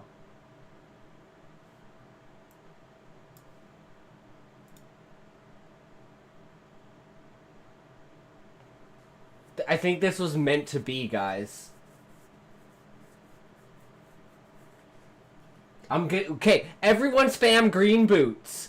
Everyone spam green boots in the chat. Okay? Okay, guys? Green boots. Just spam green boots.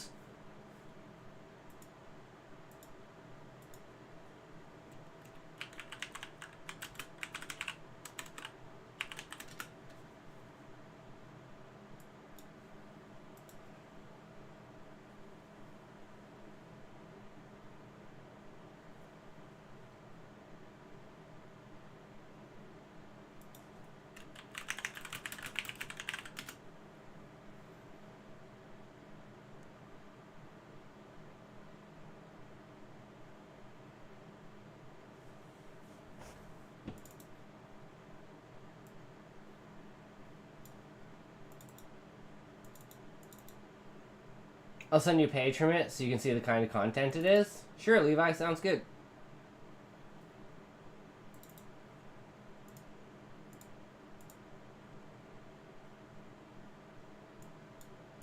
Ooh, that's a big statement, Tasteless.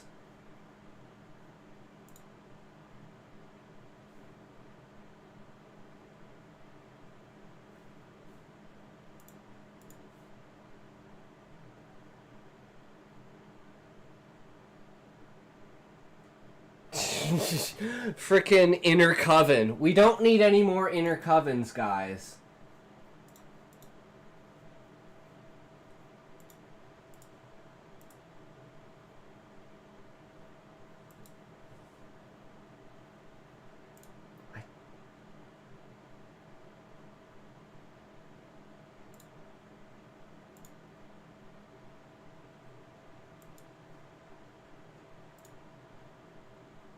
The fuck?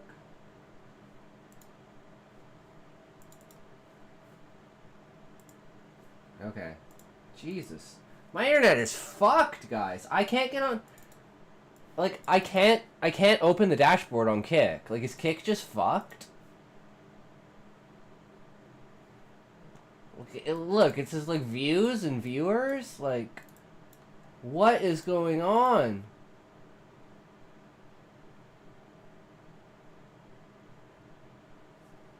I don't understand. My internet's fucked.